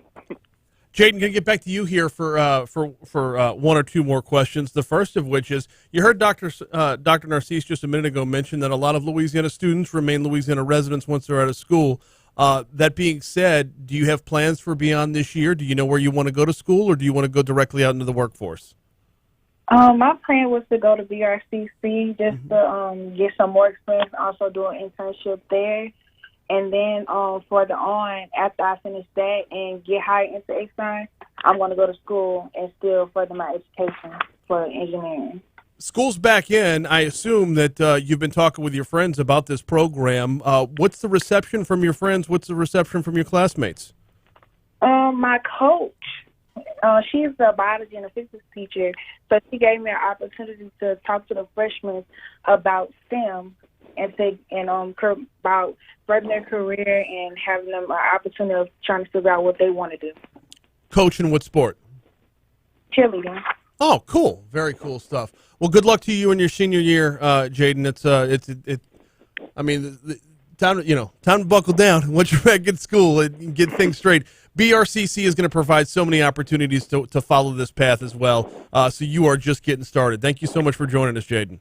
Thank you so much for having me. Glad to have you on here. Dr. Narcisse, want to continue this conversation for just a little bit, though. With school being back in, how much of this are you able to stay like high overview to create these long-term plans, and how much of it right now is buckling down for the 21 to 22 school year? Well, right now we're actually piloting an entire grade of class, our Glen Oaks High School, ninth graders. All of them are in this dual enrollment pathway right now, where they'll be connecting with industries for jobs. So we're piloting that right now. As we work through that pilot, we see this opportunity expanding across the entire city. And also we're working around trying to engage other industry folks like Exxon into the conversation now to see how they can begin to invest in children getting these opportunities, and then and engaging accordingly. Our partnership right now is us and BRCC, so kids are in that program will not only be able to connect with industry-based certifications, but also if they do their credits right, they'll also be able to, in the dual enrollment program, get 2 years of college already paid for by us to make sure they also come out with an associate's degree. What are your biggest hurdles in growing these programs?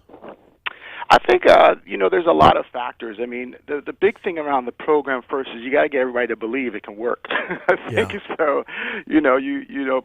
We have a very traditional way about thinking about school, and so one is to do that. The second is putting enough opportunities for kids as early as possible. I think that there's a mindset sometimes that we believe kids can't handle information as early as possible, and I think kids are much more prepared today and exposed than they ever have been because of social media and all that stuff. And then the third thing is putting enough supports in place to provide kids with the opportunity to not only get skills but also build their social emotional capacity around it.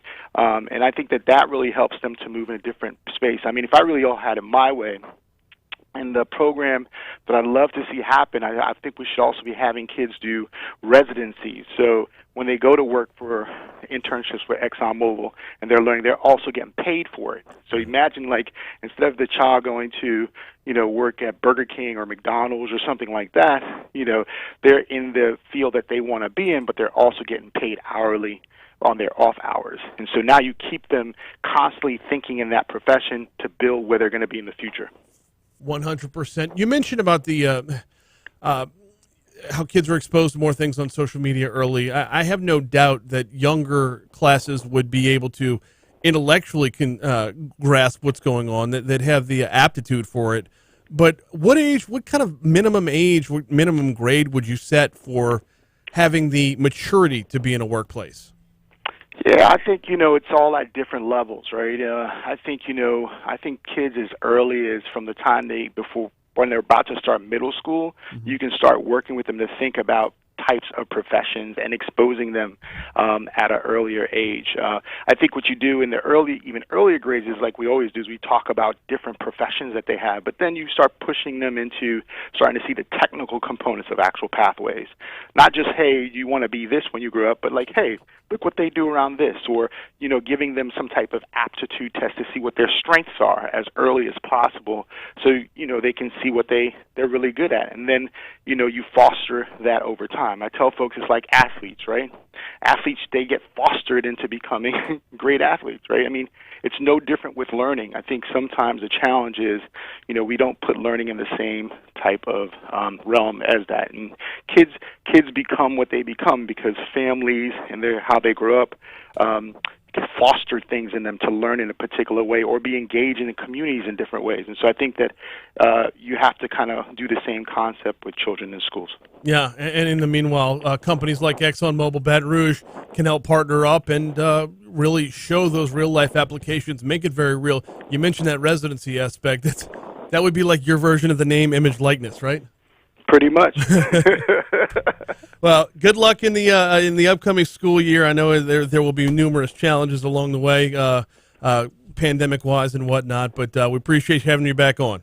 All right, thank you so much. Absolutely. You guys have a great day. You too. He is Dr. Cito Narcisse, and she was Jaden Moody, a senior at Estruma High, just completed her summer internship with Exxon Mobil Baton Rouge. That's we talked about that just a couple months ago. It sounded so intriguing. It was cool to hear how it played out. Cool to hear from the student who was actually doing it, to know that, physically out there, physically getting it done. We can only hope things like that will grow because, yes, there is so much more than just what goes on in the classroom. Coming up on 731 at Talk 107.3 FM WBRP, Congressman Garret Graves is slated to join us right after we check news, traffic, and weather. That's all coming your way next on Talk 107.3.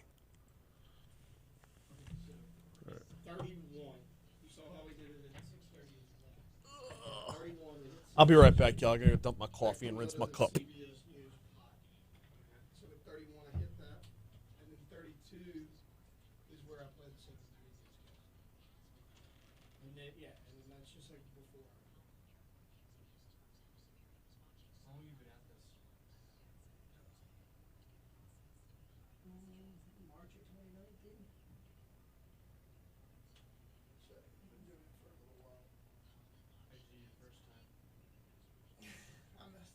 You're gonna mess up. They're actually moving me to like video production in the studio. Yeah, and I had to learn that last week. On the surface, this looks like a lot. It is. Once you know like what comes out of what pot, you're fine. As long as you hit, because like all of his breaks are hard drinks. It's not like you're like, oh, let's take a break here and here. Like they're all pretty much like. The first break of the hour is not a hard break. Outside of that, the rest of them are. Other than that, It becomes a hard break because I run long. if you get out on time, you're fine. As long as you know what comes out of what pot, you're fine.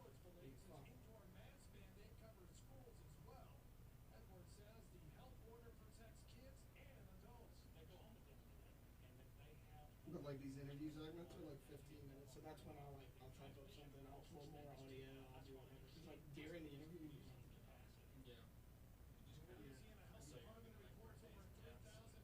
Well, I have this thing that I have to do at 8 o'clock. I have to get over there. Yeah, that we have to do later in the show. Yeah, for sure. The first hour is the tough one because there's an extra break and each segment's like 8 minutes, so you gotta kind of like, as far as these, like. Do EBR schools not have DECA anymore? I don't know what that is. What is that? It's like, oh, I have 1 minute to break, let him know. And go. I always listen to the interview and just type it out as I go. Instead of having to go back for the audio. Once you get the I just give him a 2 minute or 1 minute. This is 30 seconds. And it's half of a block. And then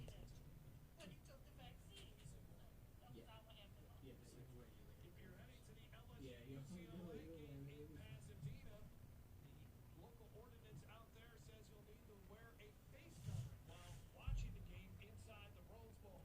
LSU is 17 days away from its season opener against the Bruins. That's a look at news. I'm Jeff Palermo, Talk 107.3 Baton Rouge. Now, your WBRZ traffic update from Ashley Fouché. Problem spot right now, Essen Lane. In front of Our Lady of the Lake, police are blocking the Oh. police activity going on, creating some extra congestion right around Essen at Tennessee. So look out for additional delays on an already busy roadway. 8 minutes. no, unless he tells you. He pretty much has the cuts written down, so you know how I went to like this and where we go the cuts. If we're done with that, I'll keep it here because we gotta use it. Just make sure it's refreshed. Right? So refresh it because at 8:30 we're ready to go. Just make sure it's on the 8:30. Prairieville, though, looks fine on the interstate. I was just thinking on this bridge, I'll leave that up to the Traffic, especially Highway 73.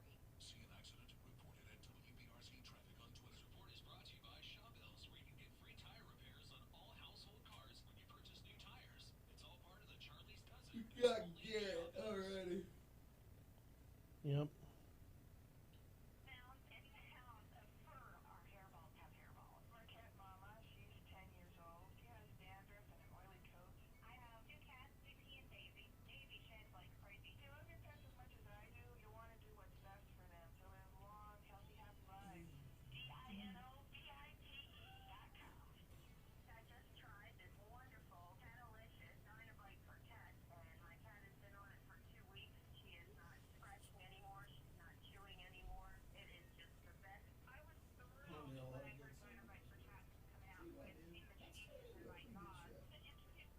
What?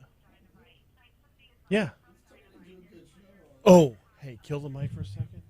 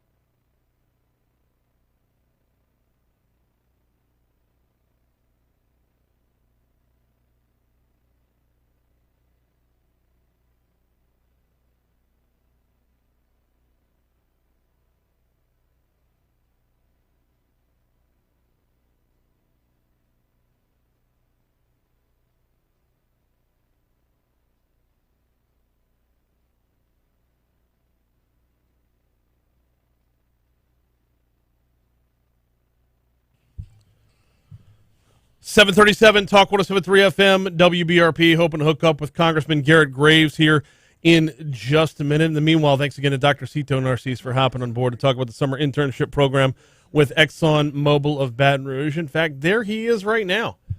All right. Let's talk about, let's welcome in Congressman Garret Graves for D.C. Current. Congressman Graves, how are you, sir? Hi, I'm doing well. How about you, Brian? Doing all right. Glad to have you on here this morning. We got a lot of ground to talk about. I wanted to start with infrastructure. Actually, I wanted to start with broadband, but I can't help but shift over to President Biden making a calling on OPEC to increase production rather than handling things locally. Brian, we could probably sit here and talk for a couple of hours about some of the things that have happened over the past week.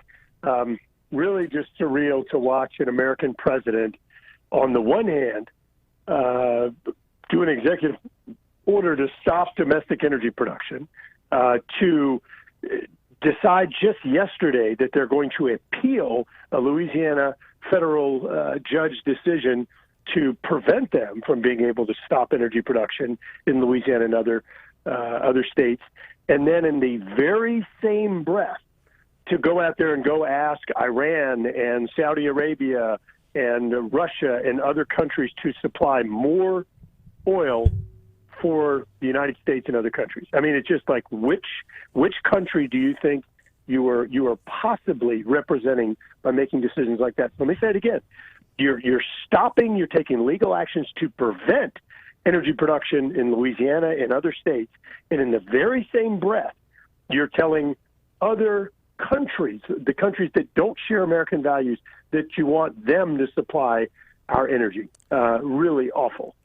Yeah, it's you remember Will Ferrell's character in Zoolander, Mugatu? I feel like I'm taking crazy pills. You have the opportunity.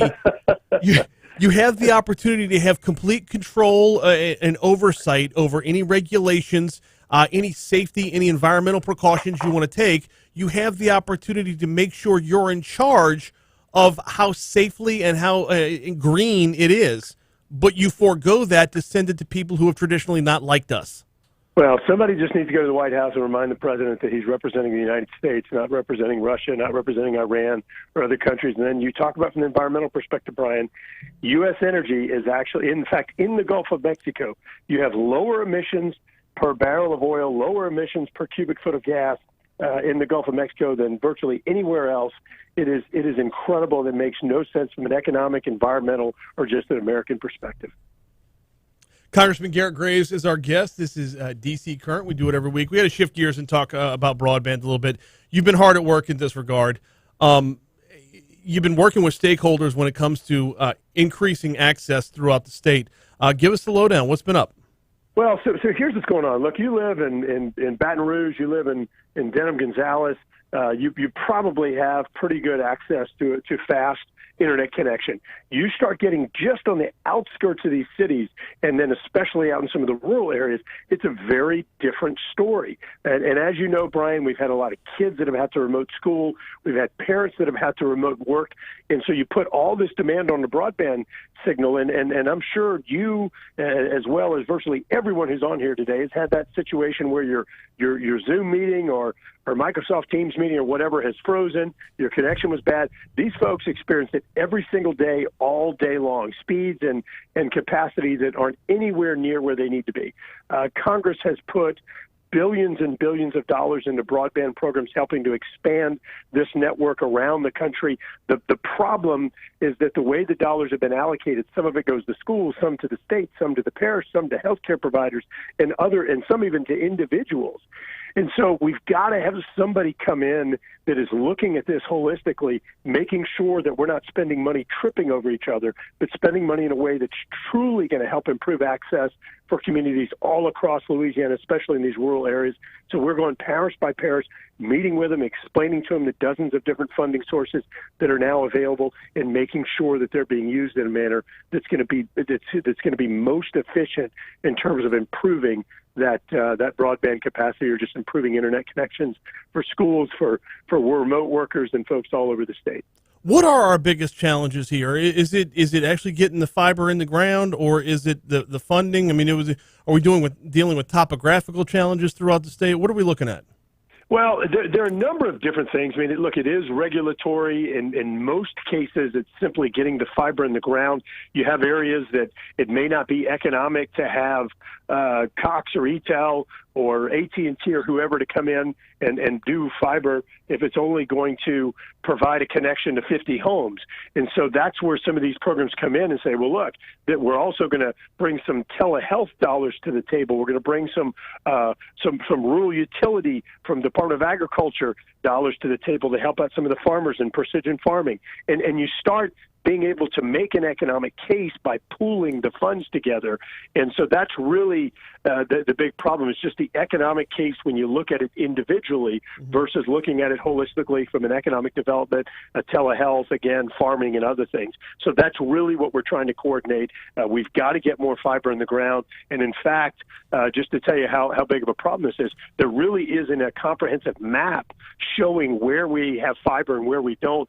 So that's another initiative we're working on both at the state level and at the federal level. The governor recently appointed kind of a broadband czar for the state, someone to coordinate at the state level the different funding sources. So we're working with him as well. That would be Vineeth Iyengar. He's been a regular on this show. That's right. Well, he was heading up economic development in Baton Rouge before taking that post. So we're quite familiar with Vineeth. Congressman Garret Graves is our guest for another couple minutes here for D.C. Current. So broadband leads us into the $1.2 trillion infrastructure package that Senator Cassie's worked very hard on, a bipartisan package that's made its way over to the House side. Where are you at on this package? Well, Brian, this one, like most things in Washington, are a little bit more complex than do you support infrastructure or do you not? Let's be very clear. All of us in the delegation support infrastructure. There's no question about that. What's happened is one, the bill is nearly 2,800 pages, has things related to gender identity, cryptocurrency, and other things that have nothing to do with infrastructure and shouldn't be in this bill or in some cases any bill. Secondly, Speaker Pelosi has decided that she is going to inextricably link this infrastructure bill with a $3.5 trillion, I want to say that again, trillion with a T, $3.5 trillion expansion of social welfare programs.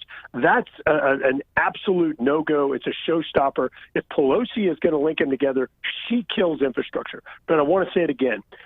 We have been leading the charge for additional funds for roads and bridges, getting our traffic problems fixed, getting flood protection, coastal restoration dollars, broadband deployment. Those things we're supportive of. We've made more progress on in about the last 5 years than we've made in the previous 20 years combined. We're going to keep pushing, but if Pelosi's going to try to link these things together, that's just a non-starter. So we're working with a group of Republicans and Democrats to try to keep this thing on the rails and see if we can get a real infrastructure bill done that's something that will truly fix our traffic problems and flood problems and other issues, but not divert trillions of dollars to things that, quite frankly, federal taxpayers shouldn't be funding. It's the $3.5 trillion one. I don't know where the whip count is on this, where the support is on this, but it would kill everything else that. Look, we keep getting teased with the new Mississippi River Bridge, and that was part of this infrastructure package, the $1.2 trillion one. We keep getting teased with it, but seeing something like that happen, especially when you consider how much has been spent on COVID in the last year, seeing something like that happen, we just run out of trillions eventually. You absolutely do, and we're already seeing the impacts of inflation, and you dump this on top of it, there's no question it's going to continue to effectively charge Americans across the board a hidden tax by raising prices on virtually everything. Yeah, with that much money. Bring it back home for just a second. Let's talk co-meet diversion. We have some updates here, do we not? We do have some updates. Progress is continuing to be made. Additional construction contracts. 3 bridges right now are under construction. They're digging on the project. We still have one real estate issue that continues to challenge the state of Louisiana as they try and negotiate this one with the Corps of Engineers and the property owner in this case. But met with the Corps of Engineers and have been talking to them over the past 2 weeks pretty extensively, and certainly trying to keep this project on the revised schedule that they came up with of December of this year, but continuing to make progress. And again, it's amazing going out there and go drive yourself. You can head up Highway 61, 67, 19. You can see the progress that's being made. You can see the digging as they begin to construct this canal that will be conveying water over to the Mississippi River and helping to provide flood relief. I mean, the number of years this has been in the works, the fact that there is actual visual steps along the way, there's something you could tangibly see when you go out there now. That has to make all the difference in the world, does it not? It is. It's amazing, but I think also the Corps of Engineers, we're starting to feel the heat of thousands with shovels about to head out there and dig it themselves if the Corps didn't start doing it on their own. I think that pressure's helped, but it really is incredible to see the massive cranes, to see the land moving equipment out there, and to see the progress that's being made. Now, look, let me say it again. It's not as fast as you and I would like to see it done, but certainly this thing is on track to be finished. All the money's in the bank. We've never been in this situation before in terms of this kind of momentum. So really is exciting to see it moving forward at this pace. He is Congressman Garret Graves, joins us every Wednesday at this time for D.C. Current. Congressman, we greatly appreciate it, man. Thank you so much. Brian, thank you. Have a good week. Absolutely. You too. We'll talk to you next week. Congressman Garret Graves with the updates. The Comey diversion thing. Yeah, when you could go out there and physically see dirt being pushed around, that is a monumental difference versus, 20-plus years, 30-plus years of being talked about for having dirt pushed around. Got to love the update. All right, we got Your Money Now coming your way in just a little bit. We're going to have the outside in on the back of a break and then traffic. Right now, though, got to ask you what you're doing for lunch. Might want to go by and see the folks at Mathern's. Mathern's on 3rd Street downtown. You know about their lunch, but also Nicholson at Skip Burtman Drive.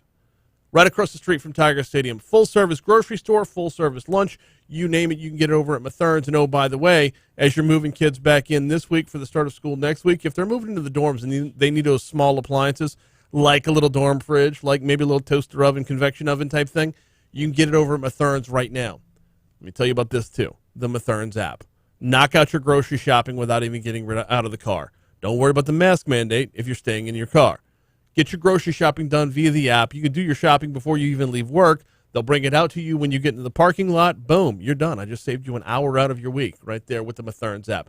2 locations, 3rd Street downtown or the Nicholson Gateway Shopping Center right over there across the street from Tiger Stadium. Either location of Mathern's will get it done for you.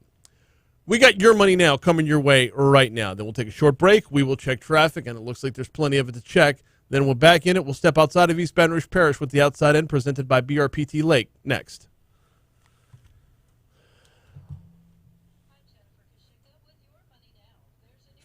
You hear the Your Money Now that fires off? That comes out of this. So at 31, you have the CBS pod. At 50, you have this one.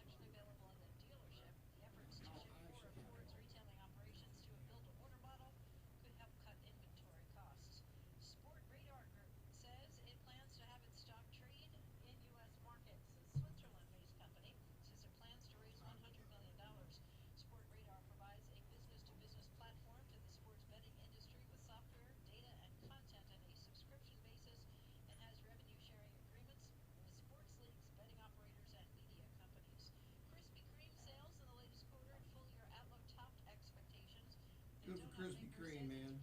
Right. They need a donut place.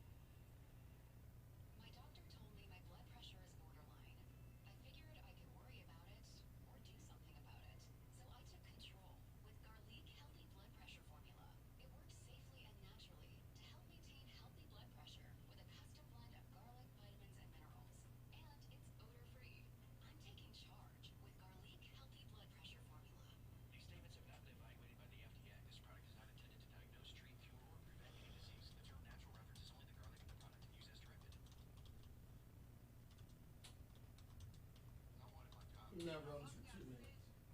52. I got vaccinated for my daughter. Well, the reason why I got the COVID vaccine was because of my newborn child and my at-risk wife. I got vaccinated to keep her. I'm happy to get it. I talked to my doctors about it, did my research, and they've done a lot of research, and I think they know what they're doing. Visit covidvaccine.la.gov or call 1-855-453-0774 to schedule your COVID-19 vaccination today. Meet our team of attorneys at Murphy Law Firm before you hire an attorney for your injury case. Visit murphylawfirm.com and your decision will be easy. Learn why we should be your attorney. Get to know us before you call. Main office, Baton Rouge. I've got one delivery app on my phone, and that is Waiter. They are a Louisiana-based delivery service, and I love that they have people in every market they service. They're part of our community, and you can download the app and use promo code TALK1073 and get free delivery on every Waiter order, no matter which restaurant you order from. Promo code TALK1073 in the Waiter app. Free delivery on every $12 or more order, limited time only. Renaissance Hotel is your go-to spot when hosting an event in Baton Rouge. The convenient location, plenty of complimentary parking, and flexible spaces ready to bring your event to life. Whether you're planning a redo for a missed wedding this spring or looking ahead to a holiday party for your office, the event space allows for fun while remaining socially distant. And the best part, there's even an option for your guests to take the elevator home at the end of the night. Discover the differences at Renaissance Baton Rouge Hotel. RedHotels.com/Baton Rouge. Louisiana Body Bistro is cooking with love. Delicious Cajun goodness for lunch, dinner, or family combo to-go meals with limited dine-in or curbside pickup. Call 605-749-6354. Do what? I said low. I can still post the individual interview, and then like your interviews. I can just pull that segment out of Sterling. Yes, that's fine. I just can't do the full hour. It's fine. Honestly, I don't know if we want to do the full hours because I'd rather everyone go to YouTube. Yeah, I got you. And I've shared it back to Facebook as well. Right.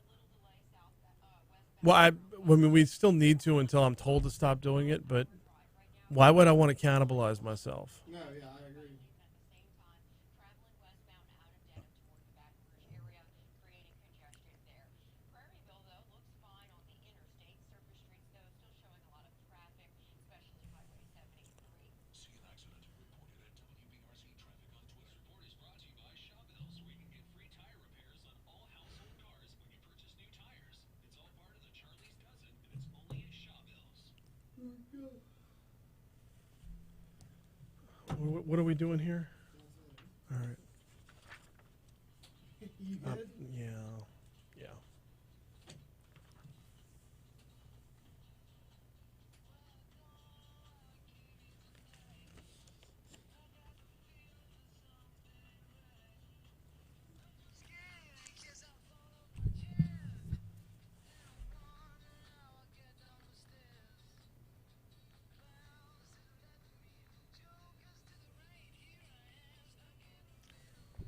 .755 Talk 107.3 FM WBRP. Mornings with Brian Haldane rolling right along. CBS News coming your way less than 5 minutes from right now.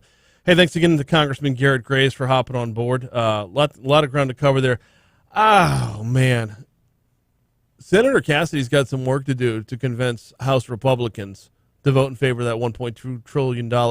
If you'll recall, when we talked with Senator Cassidy earlier in the week, he mentioned very specifically that there's nothing about gender identity in that bill. And then sure enough, you heard Congressman Graves mention there's stuff about gender identity in that bill. The cryptocurrency thing, I have no idea. I didn't know about that one. But the gender identity one, Senator Cassidy mentioned specifically that that's not even a thing, at least not as far as his bill's concerned. So clearly there's a lot of work to be done to A, exhibit how much of that $1.2 trillion actually serves infrastructure and or broadband and or coastal restoration, which is right in Congressman Graves' wheelhouse. But, yeah, you can hear the hesitancy right there. And also the idea that the $1.2 trillion bill would cause inflation to spike when Senator Cassidy's office or Senator Cassidy himself says it's paid for. This isn't going to cause inflation like the $3.5 trillion bill would. So a lot of work to be done, a lot of lobbying to go on here. In the meanwhile, Every day we step outside of East Baton Rouge Parish. We check in on our surrounding stories for headlines going on there. It's a segment we call The Outside In.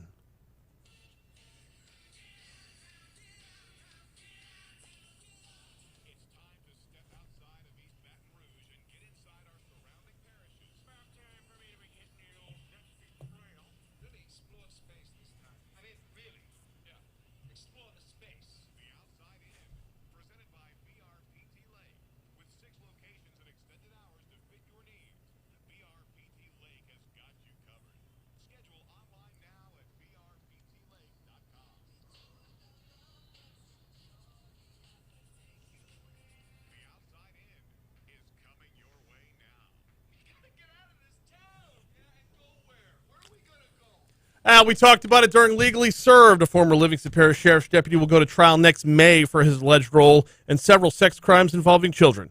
Dennis Perkins and his ex-wife Cynthia Perkins have both been behind bars for nearly 2 years since being accused of these disturbing crimes back in 2019. A pre-trial hearing is set for December 9th for Dennis Perkins. His trial is set for May 9th of 2022. We take you next to Acadia Parish.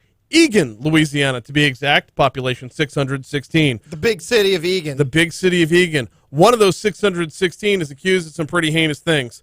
Oak Grove Police Chief Lewis Russell says they've arrested 36-year-old James Regan of Eagan. Yes, James Regan of Eagan.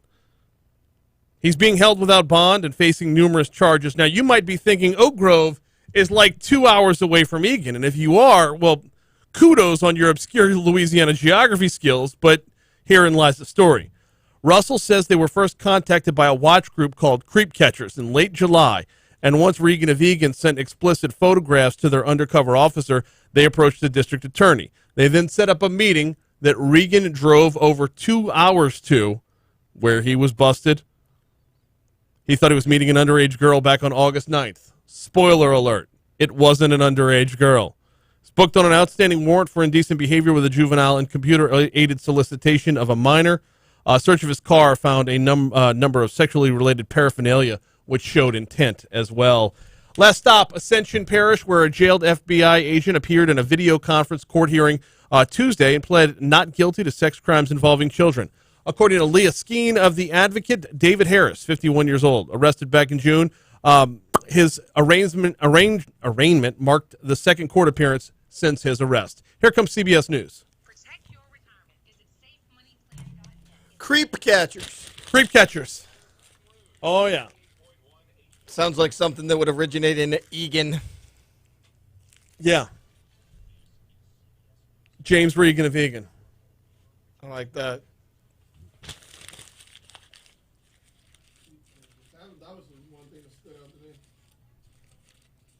But some guy named Dale who wears nothing but muscle shirts created that?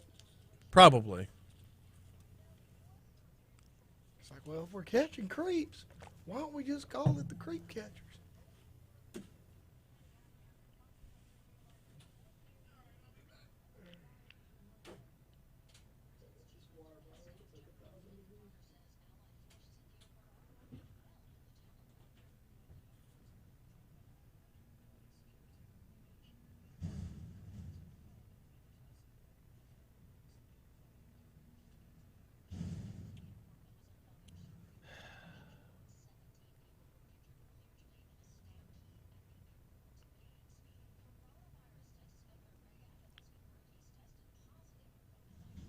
Can't do that.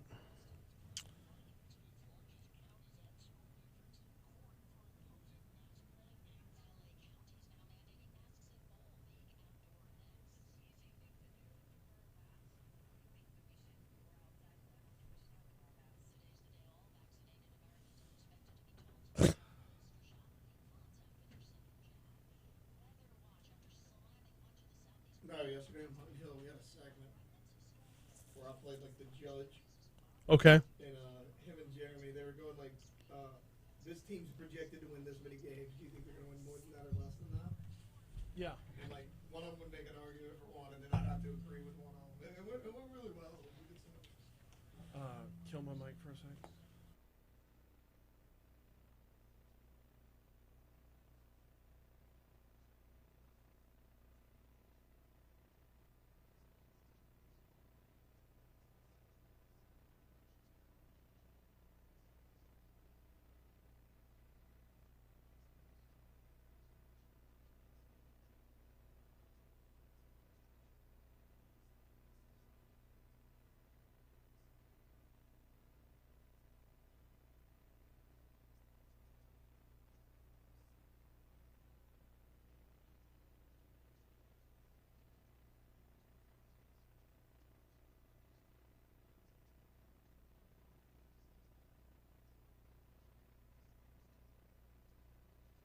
You put Mike back on. How have you not heard of Jordan Peterson? Never heard of him. Who is he? You would love him. First of all, he's a Canadian. That doesn't mean anything, but he I'm is. out. No, I'm just kidding. Is he a psychologist or a psychiatrist? Let me see. Jordan Peterson is a Canadian professor of psychology, clinical psychologist. His Wikipedia lists him as a YouTube personality and an author. Very contemplative guy, very make no bones about it, this is the bottom line kind of guy. He's a lot of his takes are very eye-opening. But, like, no. You gotta... I don't do a good Canadian accent.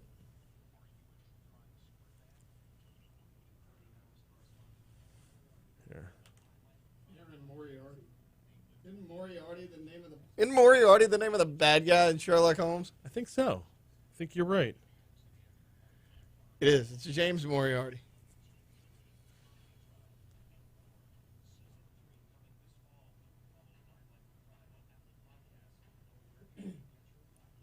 One of our guests of the day, the other one today, is a man you may recognize, or maybe you don't. Jordan Peterson has achieved that rare feat, becoming a global superstar academic. So how did he become so well known? He first came to national prominence in Canada Here. in 2016 in a debate about 1,000-seater. Come on. Part of your opposition to this law. No, I don't know what that means. Love this voice. Well, I'm asking you, in your mind, depends what you think a real woman is, but do you think a trans woman is a woman? No, Why not? because I think that women are capable, generally speaking, of having babies, and they have female genitalia, and they have an XX chromosome, and I think the biological markers are relevant.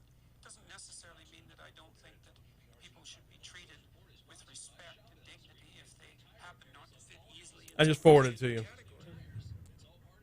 The title is Jordan Peterson Dismantles Feminism in Front of Two Feminists. Oh, look at that. Byron says Jordan Peterson's views are always research data driven. Yep. And he simplifies things. Like he stops chasing down rabbit holes.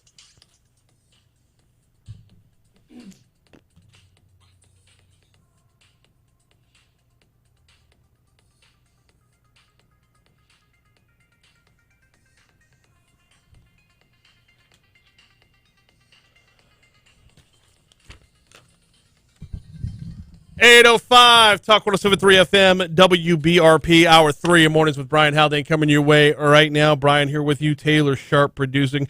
Got a busy third hour to the show. Ben Hansen's going to join us on our next segment. Who's Ben Hansen? Glad you asked. He's got 2 new shows coming out on Discovery Plus. The first is part of the Shock Doc series. We've been all over the Shock Doc series. The real story behind Psycho, the real story behind The Exorcist, a number of other episodes we've highlighted. Well, this one's called Alien Invasion, and Ben Hansen's involved in it. What's it about? About alien invasion? Yeah. It's about the southern border. I was wondering. I was thinking Bigfoot, but No. that does make sense. No, it's about aliens from outer space. Oh, that makes sense. Little Okay. green men. He's also the host of Roswell, The Final Verdict. We're going to talk with him in our next segment. Then we're going to talk with Attorney General Jeff Landry at 8:35. Attorney General Landry has recently got a lot of work done when it's come to it's called Operation Homeschool, and the long and the short of it is he took some bad guys off the streets. He's also been hard at work in the fight against censorship on social media. We'll dive into both of those topics with Attorney General Jeff Landry at 8:35. Right now, though, every day at this time, we turn over the reins to Taylor. He takes us back in time with This Day in History.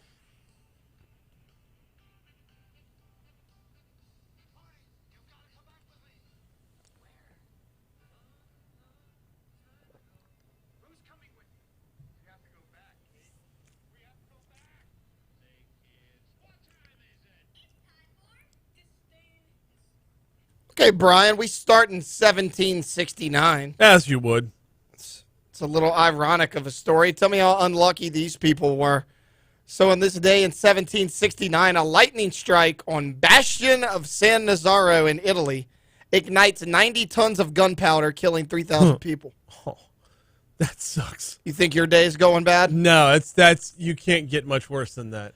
In 1840, The American Society of Dental Surgeons is founded. That's an important one. Yeah, it is. New York City. Good for them.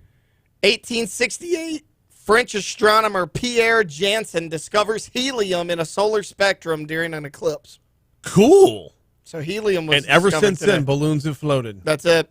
Awesome. You know, the movie It never would have happened without this guy. It's exactly right. So that's important as well. 1872, the first mail-order catalog patented by A.M. Ward. A.M. Ward? Yeah, Does the A.M. M stand for Montgomery? I don't know. His sister's name's P.M. So bad. 1926, the weather map is televised for the very first time. Ooh.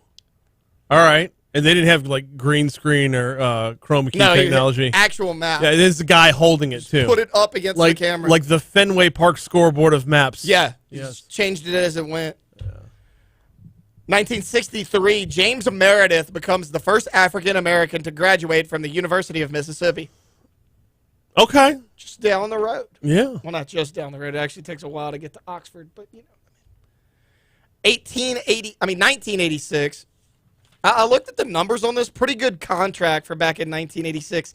Jim Kelly signs with the Buffalo Bills. 5 years, $75 million contract. I've got 3 sports stories within that time frame that you just jumped. How much was Jim Kelly's contract? $75 million for 5 years. Wow. I know. That's big for big back number. then. All right, what do you got? This day in 1967, Tony Canigliaro got beamed. Tony Canigliaro would have broken every record there was. He was on pace to just shatter everything, but instead his face got shattered and his career came to it. Well, when you get hit in the eye, and it's the front eye for watching the ball come in, that kind of ends things. Yeah, you thought he would have saw that coming. No, that's so awful. All right, number 2, 1981, Herschel Walker took out a $1 million insurance policy on it doesn't say, but I'm guessing This was while he was still in school. Right. Herschel Walker, University of Georgia, takes out a Lloyd's of London insurance policy for $1 million. So, $1 million legs right there. And today was the anniversary of the Pine Tar game. Okay. 1983. Yeah, George Brett, the Pine Tar game. Yeah, it came to a conclusion with there was still 12 minutes of baseball to be played after George Brett blew up. 1987, Houston Oiler Earl Campbell officially retires from the NFL. Wow. All right. 2018, archaeologists, you're going to love this one. You a big cheese guy? We had Blend in last Friday. Yeah, Blend brought some good cheeses in, yeah. Well, 2018, archaeologists confirmed the first ever cheese found in ancient Egypt, 3,200 years old. Did they eat it? I would imagine. I mean, look, that's aged cheddar. Sometimes That's that's what I'm pretty saying. good. If you had 3,200-year-old cheese in front of you, would you eat it? There's no way I'm not taking a bite. Oh, yeah. One bite. I'm a cheese guy, yeah. One bite. I'm eating it. I got to try it. I'm taking a nice chunk, too. I'll pay the price later, but I got to try it. Birthdays. Yes, sir. Andy Samberg, 43 years old today. Oh, love Andy Samberg. Patrick Swayze, born on this day in 1952. Really? Christian Slater is 52 years old. Edward Norton is also 52.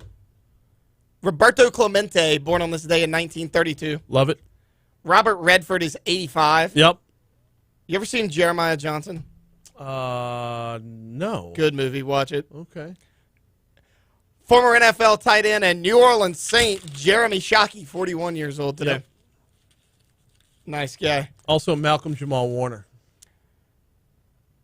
His birthday's today. Who's that? Theo Huxtable. Oh, okay. Would you say Theo Huxtable? That's not his real name. Well, I know. Deaths. Walter Chrysler. Guess what he created? The Mitsubishi. He did, actually. Not the cars, the TV. Yeah. Walter Chrysler died on this day in 1940.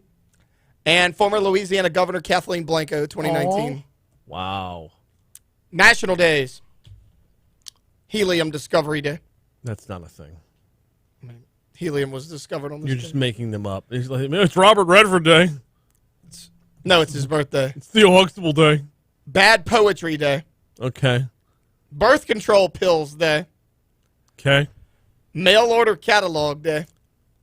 Why? Because Why? the first mail order catalog was pet. Yeah, I don't care. It's 2021. We could stop celebrating something that no longer exists. Here you go. Is it Blockbuster Video Day as well? No, but I Is wish. it Shop at Borders to get your books day? No. It's a National Fajita Day. Yeah, that one I can get on board with for sure. Fajitas still exist. Yeah. You're gonna hate these next two. Of course I am. National Ice Cream Pie Day. Ooh. I don't know if I've had ice cream pie. Here's why you're gonna hate it. Why? It's also National Soft Ice Cream Day. Don't know why they had to be lumped together, but they were. I don't know. It's Never Give Up Day. Well, okay, too late. Forgive me if I pronounce this incorrect. This is the LP and non-wine drinking part of me coming out. Gotcha.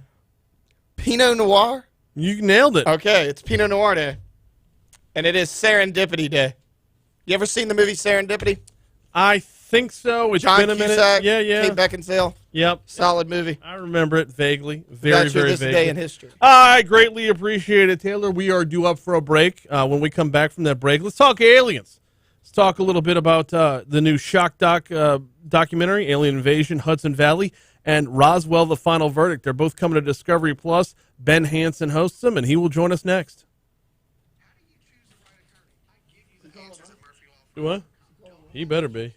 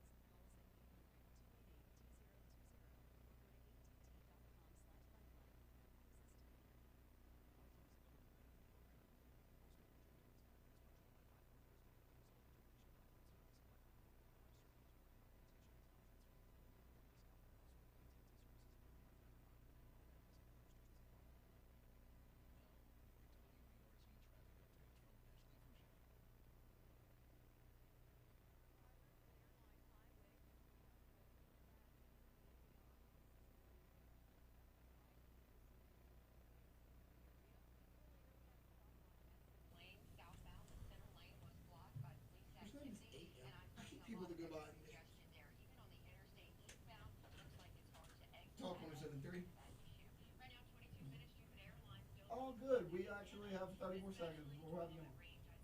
All right, thanks.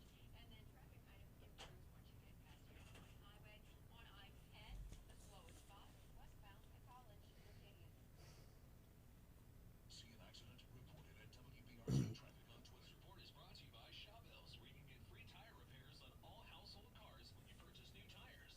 It's all part of the Charlie's Dozen, and it's only at Shawbells.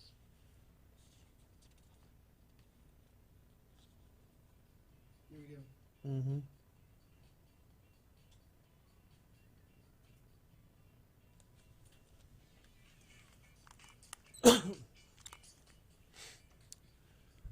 (816) Talk 107.3 FM WBRP. So Discovery Plus has just been churning out the content, putting out some great stuff, and we've been trying to catch up with as much of it as we possibly can. We are joined right now by Ben Hansen. He has got two new shows on the way. One is Shock Docs, Alien Invasion, Hudson Valley.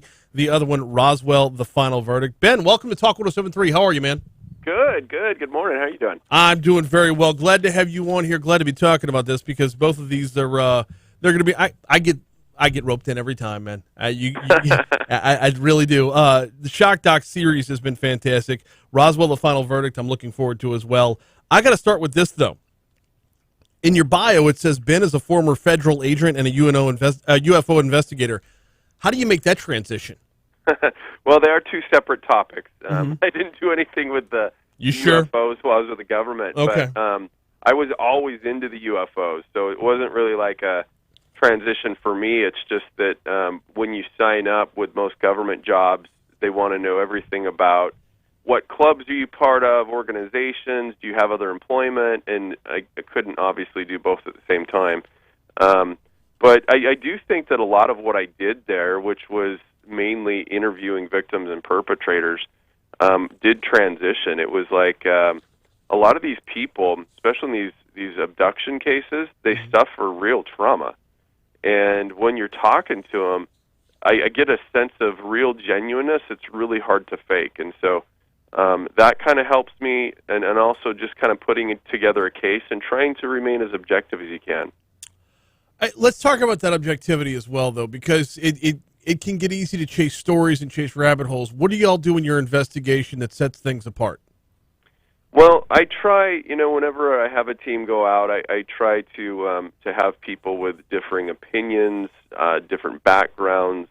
The Hudson Valley show, I have Mark D'Antonio, who's actually a government contractor, a physicist, and he does a lot with analyzing videos and photos and is more skeptical in a lot of ways than I am. So he kind of keeps me in check, and then I have people who can interview, difficult people, sometimes better than me. And so when you get out there, we first kind of start with what people say they're seeing, what's happened, and then I try to find corroborating physical evidence or something, because it is really hard. Sometimes you have this amazing story and you feel the person is being genuine, but is there anything that corroborates it, or could it just be some very lucid dream, or sleep paralysis? And so that, to me, is important to find out. Let's start with the Hudson Valley, with the Shock Doc, Alien Invasion, Hudson Valley, and we'll get to Roswell in just a minute. But this is one that I didn't know a whole lot about. Tell me about Hudson Valley and how it came to be on the alien investigation map. So if anyone was sort of a UFO nerd like me, growing up in the 80s, there was what we call UFO flap, which is a high concentration of time period of sightings in Hudson Valley, which is about an hour, north of New York City.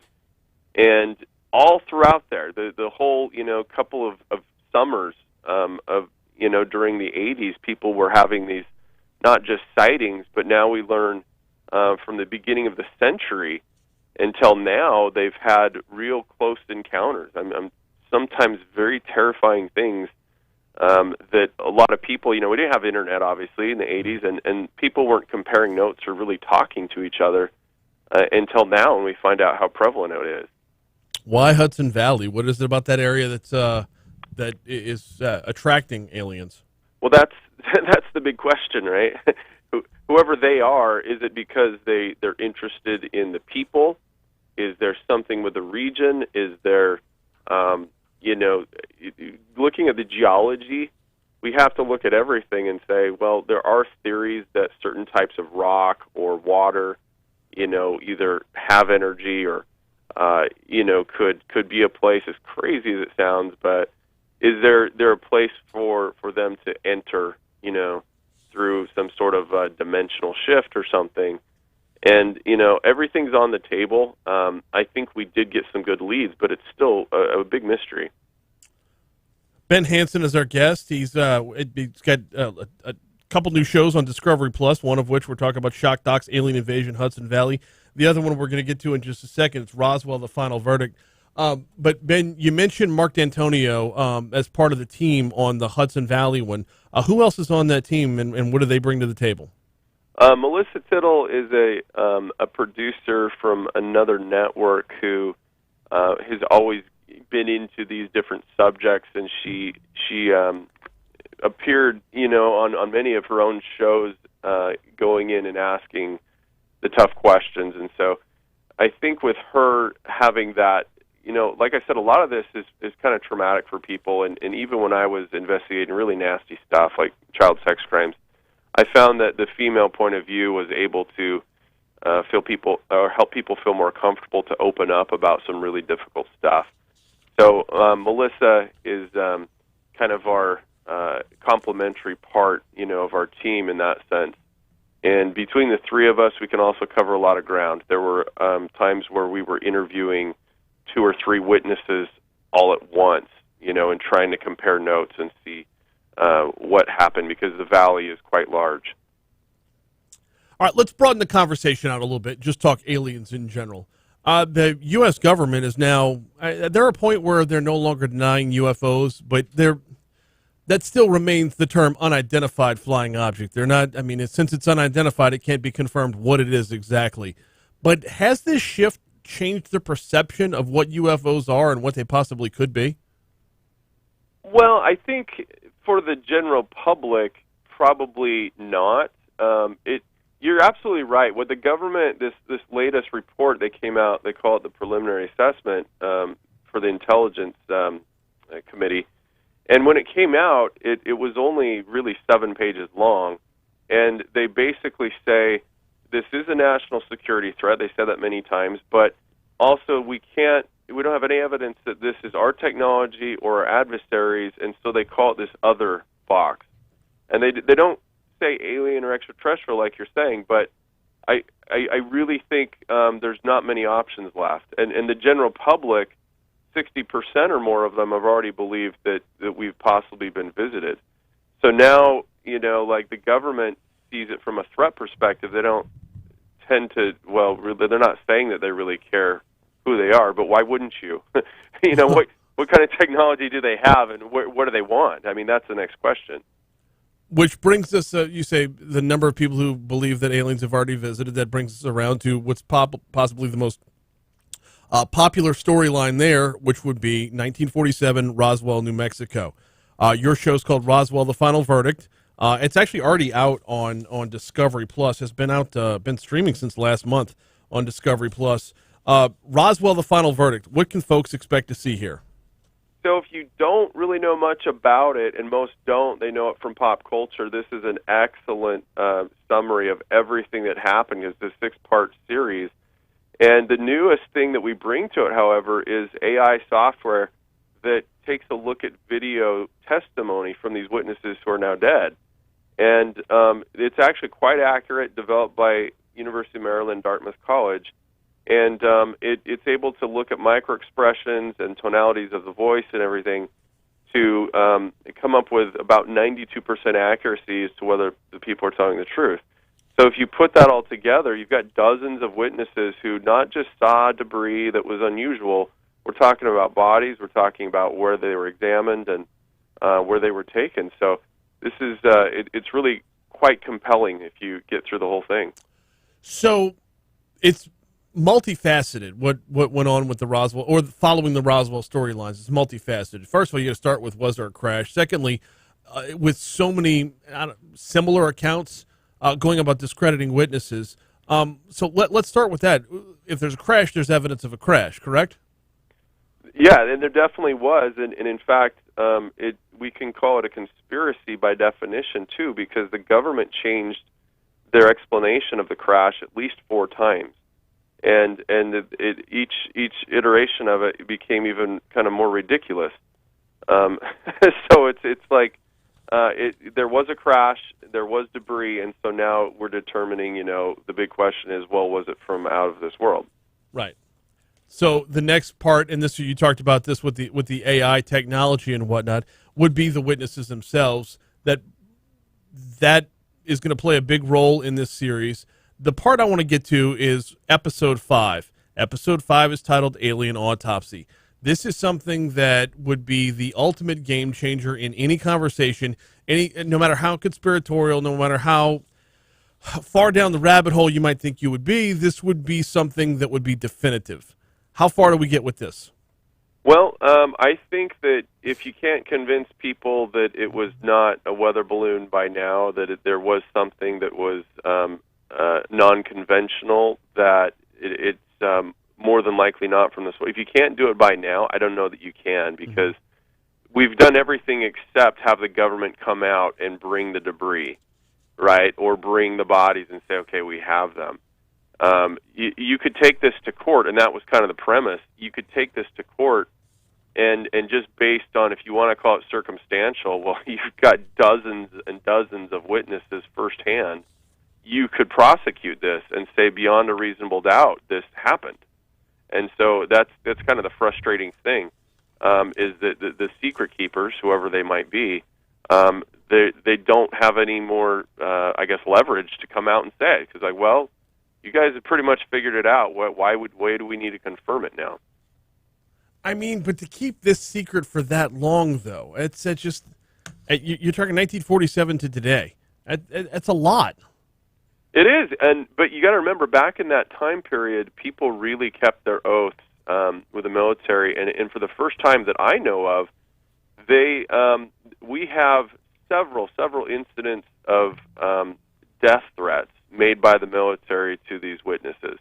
And I talked to one of the people before she passed, and she still was having PTSD from remembering as a little girl the military telling her that they would take her in the desert and, basically kill her, apart from her family, if she spoke about what she handled.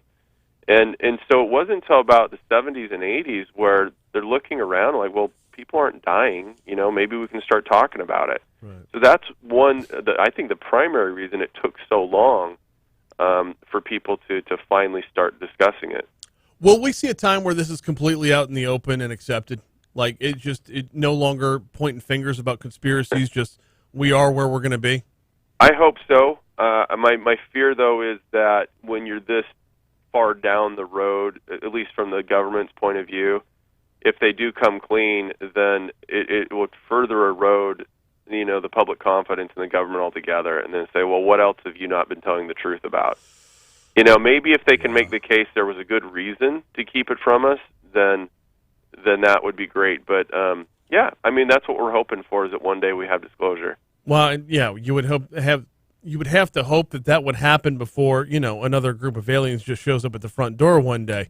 I mean, the disclosure is going to happen before another visit. In the meanwhile, we'll keep watching the shows. Shock Docs, Alien Invasion, Hudson Valley. It actually began streaming day before yesterday. Roswell, The Final Verdict, has been up on Discovery Plus since July. Ben Hansen, thank you so much for the time this morning. Thank you. I appreciate it. Absolutely. That was fun. It's we've walked down this path with the Shock Docs before. They all take a little bit of a crazy turn. Alien Invasions. Okay. Hop on YouTube. Poll time on YouTube. Go to YouTube. We're on YouTube Live right now. Go to YouTube. Do you believe that aliens have visited this planet and specifically this country? Well, I mean, the only correct answer is absolutely. Okay.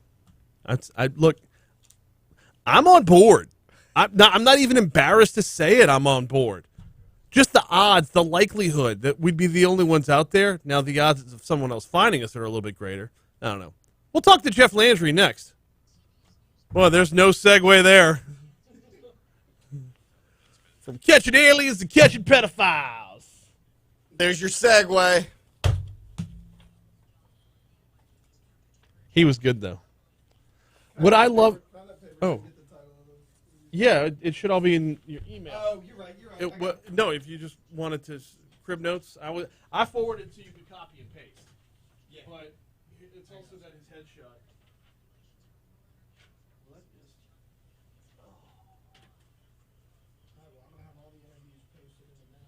All right.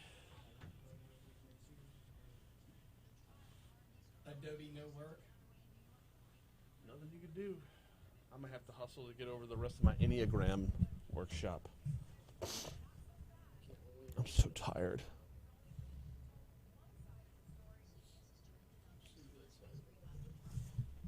Well, the beauty part is I've missed so much of it that I'm going to have to do it again when we redo it.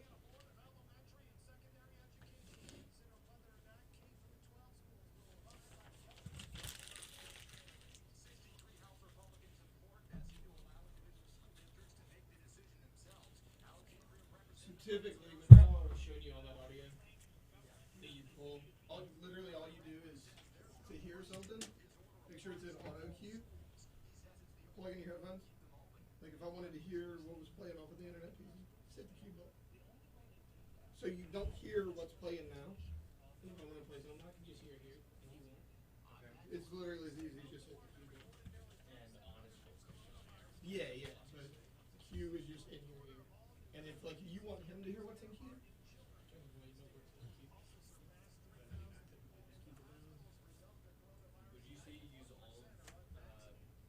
every pot? No. You don't use these. So remote 1 and 2. You may if there's like a press conference, but most of them they have it on Facebook. And then it's only on that TV. That controls that TV that he's looking at.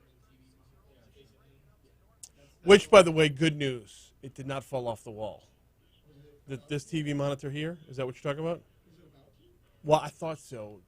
Lizzo was on Good Morning America. I was.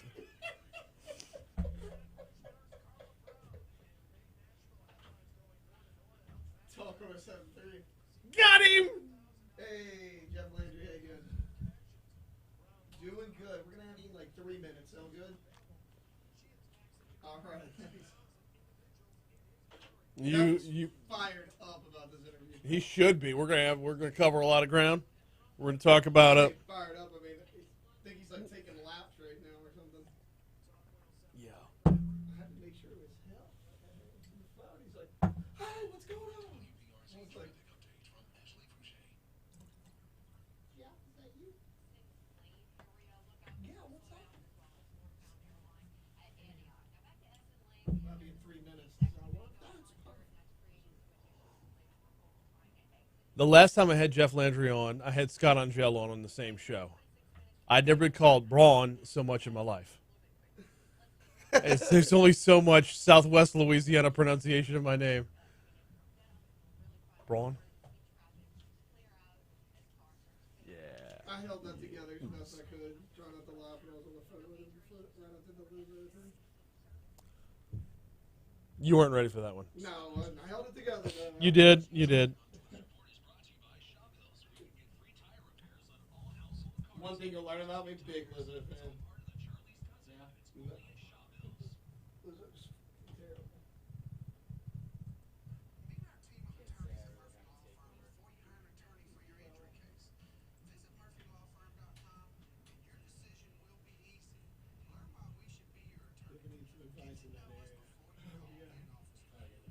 I'm the guy, man. She is directly responsible for the pandemic. I have blamed her for that publicly last week. The pandemic start. Think about it. When did Lizzo get famous? In the beginning of 2020? Pandemic started March of 2020. Yeah, and you know how the saying goes: it ain't over till the fat lady sings. And when she started singing,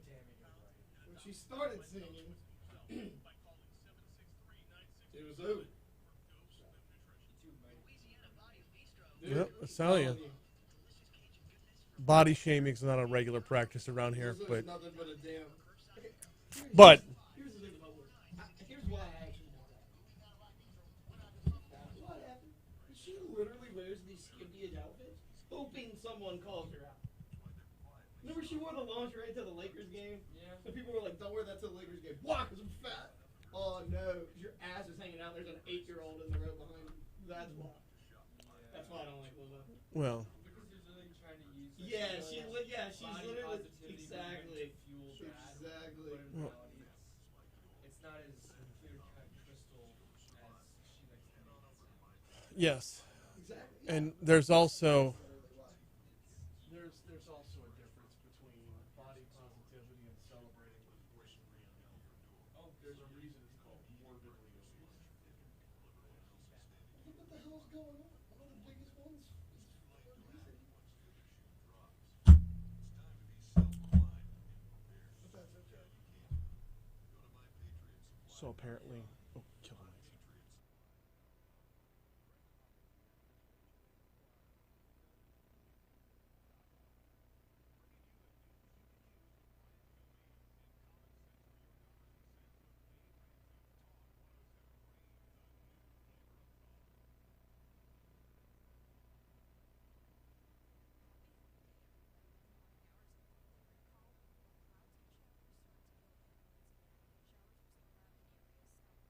No, that's all you heard was comorbidities, and now that the Delta variant's here, the term comorbidity has disappeared. You know what else has disappeared? R-naught number.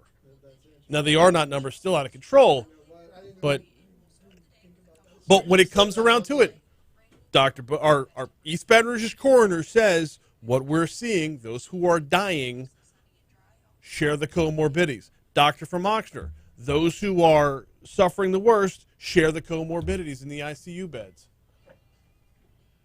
Well, okay. So if you're relatively healthy, you're going to have outliers or breakthrough cases or whatever, sure. But no. Talking what? No. No. Only 6. Steely Dan's only 16? 838 Talk 107.3 FM, WBRP, Mornings with Brian Haldane, rolling right along. Time for us to check in with our Attorney General. Time to welcome Jeff Landry to the show. Jeff, good morning. How are you, sir? Good morning, Brian. I've been looking forward to having you on because your office has been hard at work. I can't wait. Operation Homeschool. Yes, Operation Homeschool was a operation conducted in the state of Louisiana by our CAT unit, which is the Internet Crimes Against Children group that we have inside of the Louisiana Department of Justice, and they worked with other local law enforcement and federal agencies around the state to take child predators off of the Internet. Because I've always said, Brian, one of the most dangerous things that we can put in our children's hands is a smartphone. And this operation netted the arrest of 7 people just in 3 days. Look, we talk about this as a huge problem. People that prey on our children through the Internet, pedophiles out there that, again, want to impact our children. They're criminals, and we want to bring them to justice. Great work by some great people. I mean, we're seeing it more and more all the time, and it's amazing that it's not – it's amazing that the number of people that get caught is not a deterrent to those that would go out and do it again. Well, look, you raise a great point, is that I don't know that we have enough – I don't know that it's really that our sentencing is that tough, if our registration is actually working. But you're right, we're seeing it more and more. Quite frankly, I think, this is my personal opinion. It's something that we've been working on. And I think that Governor Jindal had brought it up at one particular time. In some of these cases, in the most grievous sense, these people should have some sort of surgical castration. There should be some sort of chemical castration. It's something to take these people out of society's position where they can prey on our children. That's just the way I feel, and I've talked to mothers out there. I mean, it's a bad problem, Brian. We put these people away for a long time. The recidivism rate seems to be higher amongst this group, and I don't know, we got to do more. See, now the argument against that would be it would not be a deterrent to anybody else, but I think your argument would simply be, yeah, but it would stop the person who's doing it from doing it. It's a deterrent for one. Well, we've seen some of these things done. I've been studying this for quite some time now. I've spoken to a number of legislators. They do this in Europe, and it's been quite effective from a recidivism rate. And, I don't know whether or not we could go as far as mandating it, but we certainly can give people a choice, lock them up in jail forever or, castrate them and see if that reduces the recidivism. Some of the studies I've seen has reduced that recidivism by, as down as low as 3%, when we know that normal jail time may bring the recidivism rate is 35 to 50. So that's 50 of every 100 people go back to that life of crime. And again, it is victimizing children. 100%. 100%. And what's amazing to me, from the first time Dateline did To Catch a Predator, from the first time Chris Hansen walked out from behind a door and said, "Would you mind having a seat, sir?" Like, if the thought of that isn't going to stop everybody else across the board, I don't know how many options you're left with at that point. So, I mean, it could be a viable path. Well, look, one of the things we encourage parents and people out there that have children, we want them to go to our website where they can find some great information. There's a link for cybersecurity. We've got a brochure we've been putting out for quite some time called Be Smart with Your Smartphone. We have our community outreach folks that's headed by Amanda Larkins.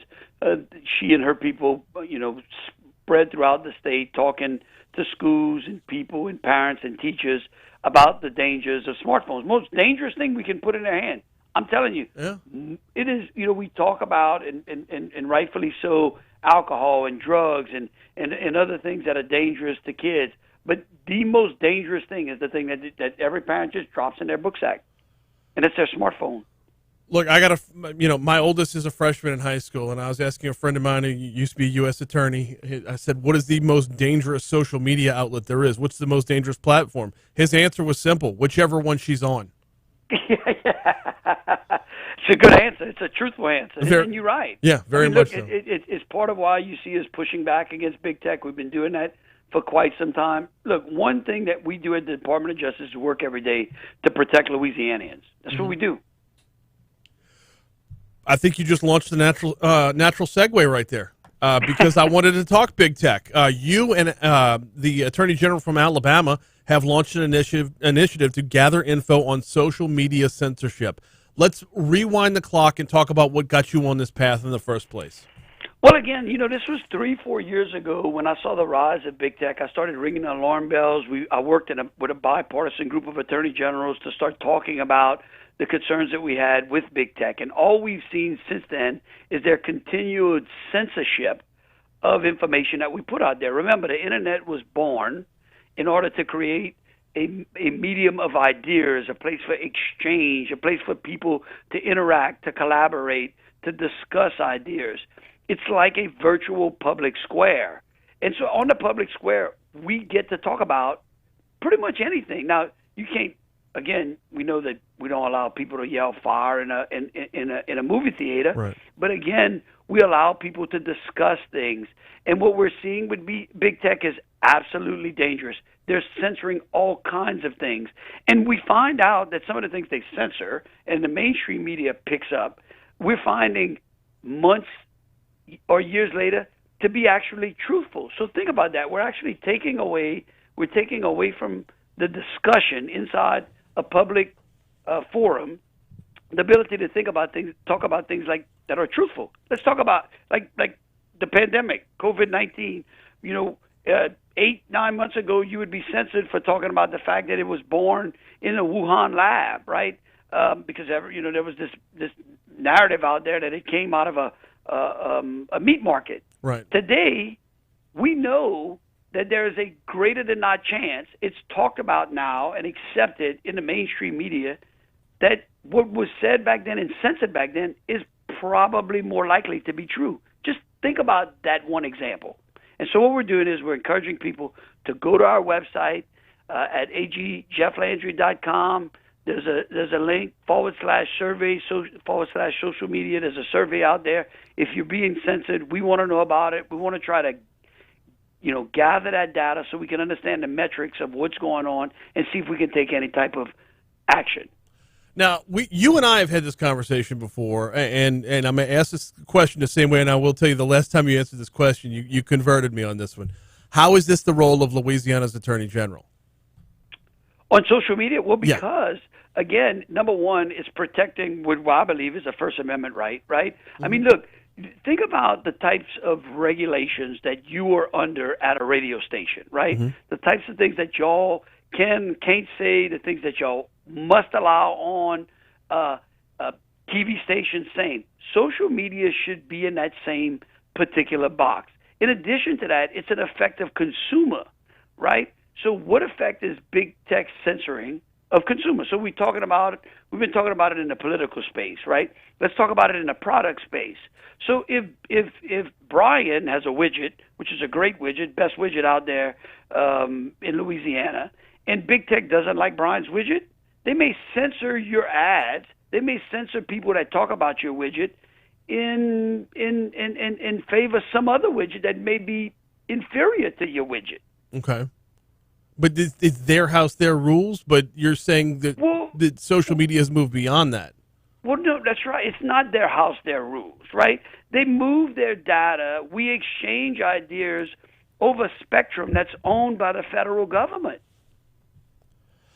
I mean, think about why does radio stations have to abide by the Federal Communications Commission? Why is FCC why do they have the ability to regulate radio? Why? Right. Because y'all move your message over federal spectrum. It's the same thing with big tech. Are you hoping that to open up more conversation, or to put it in baseball terms, if you got an umpire with a bad strike zone, at least he's as consistent at the top of the inning as he is in the bottom? Look, I think we have a big problem with big tech. I think they have a big antitrust problem. I think it's harmful to consumers.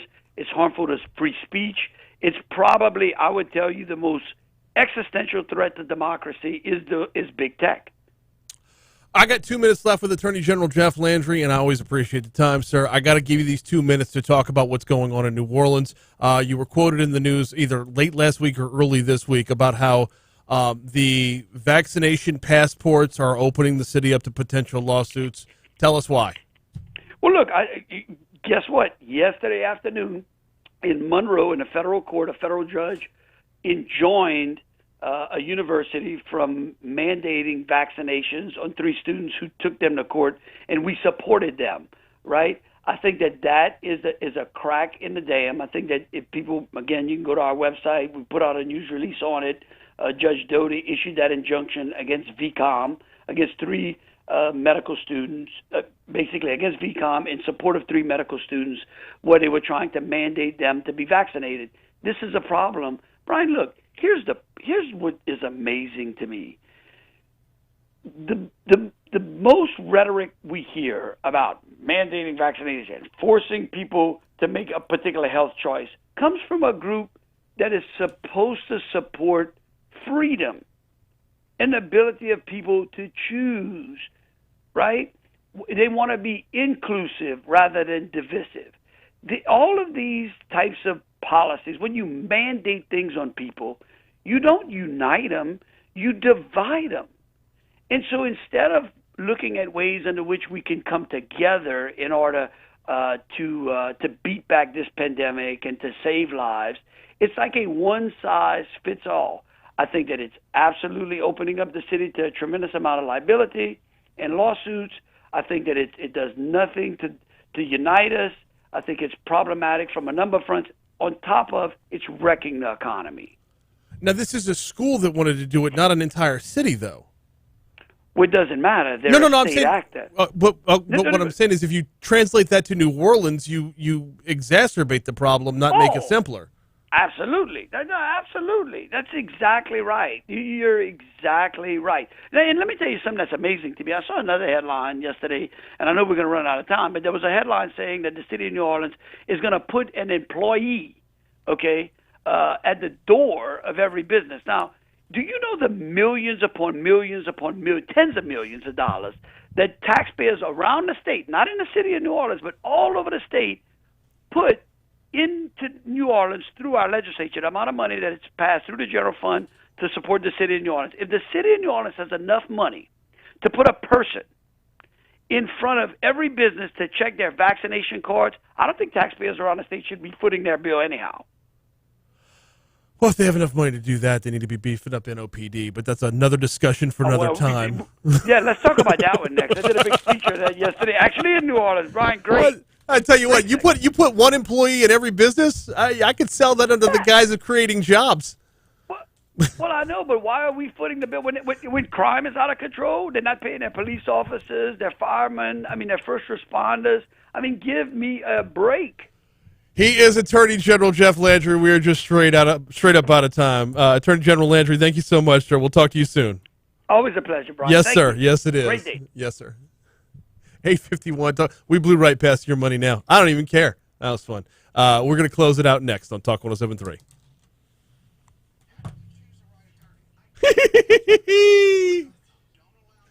Oh, yeah, he didn't have an answer on the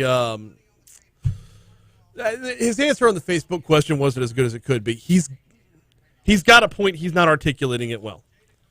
The castration thing, that's actually like that. He's piggybacking off of other rulings. I thought somebody posted on YouTube about that.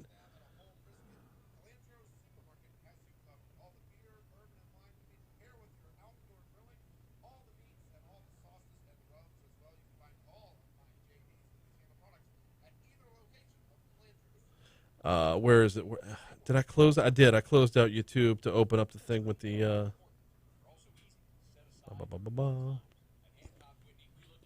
Here we go.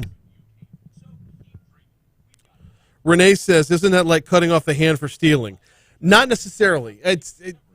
The term chemical castration, as I understand it, is much more gruesome than what it actually is. You're not chopping any pieces off. Tiffany says, because it's going to help me get publicity for my next campaign. He can't answer that question with a sensible answer. I think you're talking about the Facebook topic. Yeah. He's got a point here, though. And my baseball analogy is close to where the answer needs to be. Is that if you're going to have an umpire with a bad strike zone, the strike zone has got to be just as bad for the home team as it is the visiting team. It's got to be just as bad in the top of the inning as it is in the bottom. Consistency is what needs to be sought there.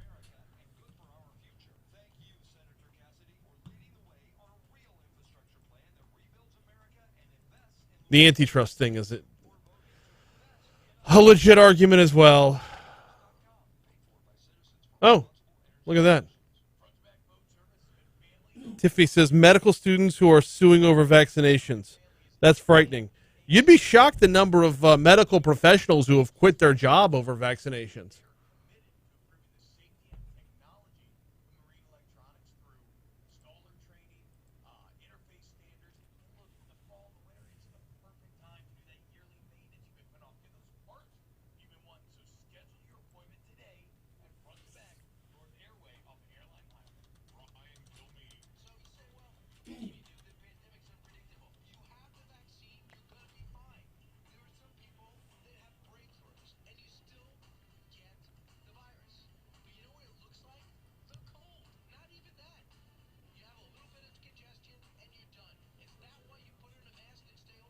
Where'd you see living?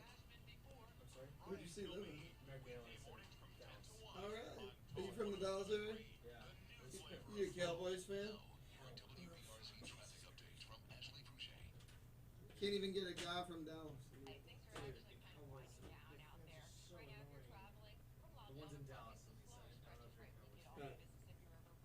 I'm not like. I grew up in that football. My dad was born in Dallas.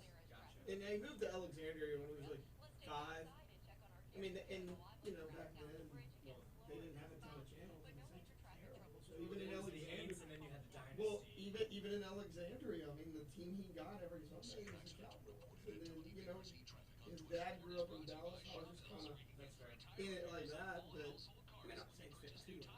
I just give Brian shit. Yeah, I don't know. I just grew up. Because if I'm not here to give Brian shit, then what am I supposed to do? Exactly.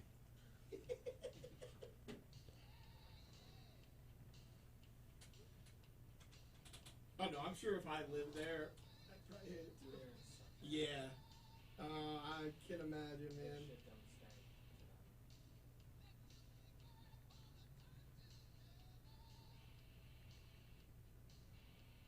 What is this, the brand? What is this, the brand? 856 Talk 107.3 FM WBRP. I need more poll answers on YouTube. Where the show's up live on YouTube. By the way, subscribe if you haven't already. We've got 2 poll questions, one of which I threw out way earlier in the show, and we need to circle back on it.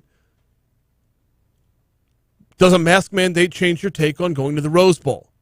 If you had Rose Bowl plans, are you going to cancel them because of the mask mandate in Pasadena, California? Or this is the Rose Bowl, for crying out loud. Never been. First time. We should bring back Keith Jackson for that game. Oh, Nelly. You want to, it's the Rose Bowl. This isn't like going down to the Superdome, which we've all done. It's not Tiger Stadium, which we've all done. I mean, it's not even Jerry's World in Dallas, which a lot of folks have already done as well. This is a You're right. one-timer. Jerry's World in Dallas is way better. Oh, please. It's a hell of a stadium. I mean, yeah, it's so good that the home team is intimidated when they walk on their own field. It's true. That's how good the stadium is. That's why the doesn't Cowboys even know what to do. That is why the Cowboys are are always so mediocre. That's right. Is because the stadium is so overwhelming. Dude, I mean, you got a fair point here. For those that don't know, Taylor is a Cowboys fan. We love him anyway. The question about the mask wearing, though, is part of reality. Fans at Rose Bowl Stadium will have to wear face coverings when LSU visits on September 4th. Per an ordinance within the city of Pasadena, masks will be mandated at outdoor mega events starting Friday. This includes football games. Los Angeles County, which includes Pasadena, also updated their health policies Tuesday to mandate masks at similar events. Would it change your take? Would you not go to the game because of a mask mandate? Or what about if it were in Tiger Stadium? Would a mask mandate stop you from going? Ed Ogeron said he wants 100,000 strong in that stadium. If those 100,000 are behind masks until they're eating or drinking, is it going to get in your way? Or are you just going to be drinking very slowly? Hey, before we get out of here, Baton Rouge Physical Therapy, brptlake.com. They bring you the outside in every day. Why? Because you can find them outside of East Baton Rouge Parish as well. They've got 6 locations, Ascension Parish, Livingston Parish, and, of course, within East Baton Rouge Parish as well. Do you have that nagging injury that just won't go away, something that's keeping you from being your best you? Visit brptlake.com. Learn how the folks at Baton Rouge Physical Therapy can help. Learn how physical therapy alone can help. They've been around for 58 years. They know what they're doing. brptlake.com. Get back to being your best you. 1 minute to go. The other poll that we had up there, I don't even feel silly asking it anymore. I feel like it's a legitimate question at this point. Do you believe aliens have landed on Earth? Do you? Don't smirk. It's the number of people who you heard Ben Hansen talk about it. More than 60% of folks believe this is a real thing. That doesn't mean it is a real thing. I'm just saying it's that much more conceivable. When you look at the history and when you look at the I'm air quoting, eyewitness accounts, it's a growing number of people. All right, that's going to do it for us. You can post up both those things on my YouTube page as we run the show live there every single day.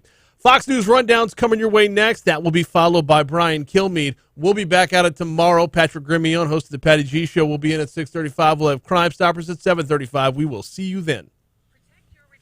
Tomorrow's Thursday. I know.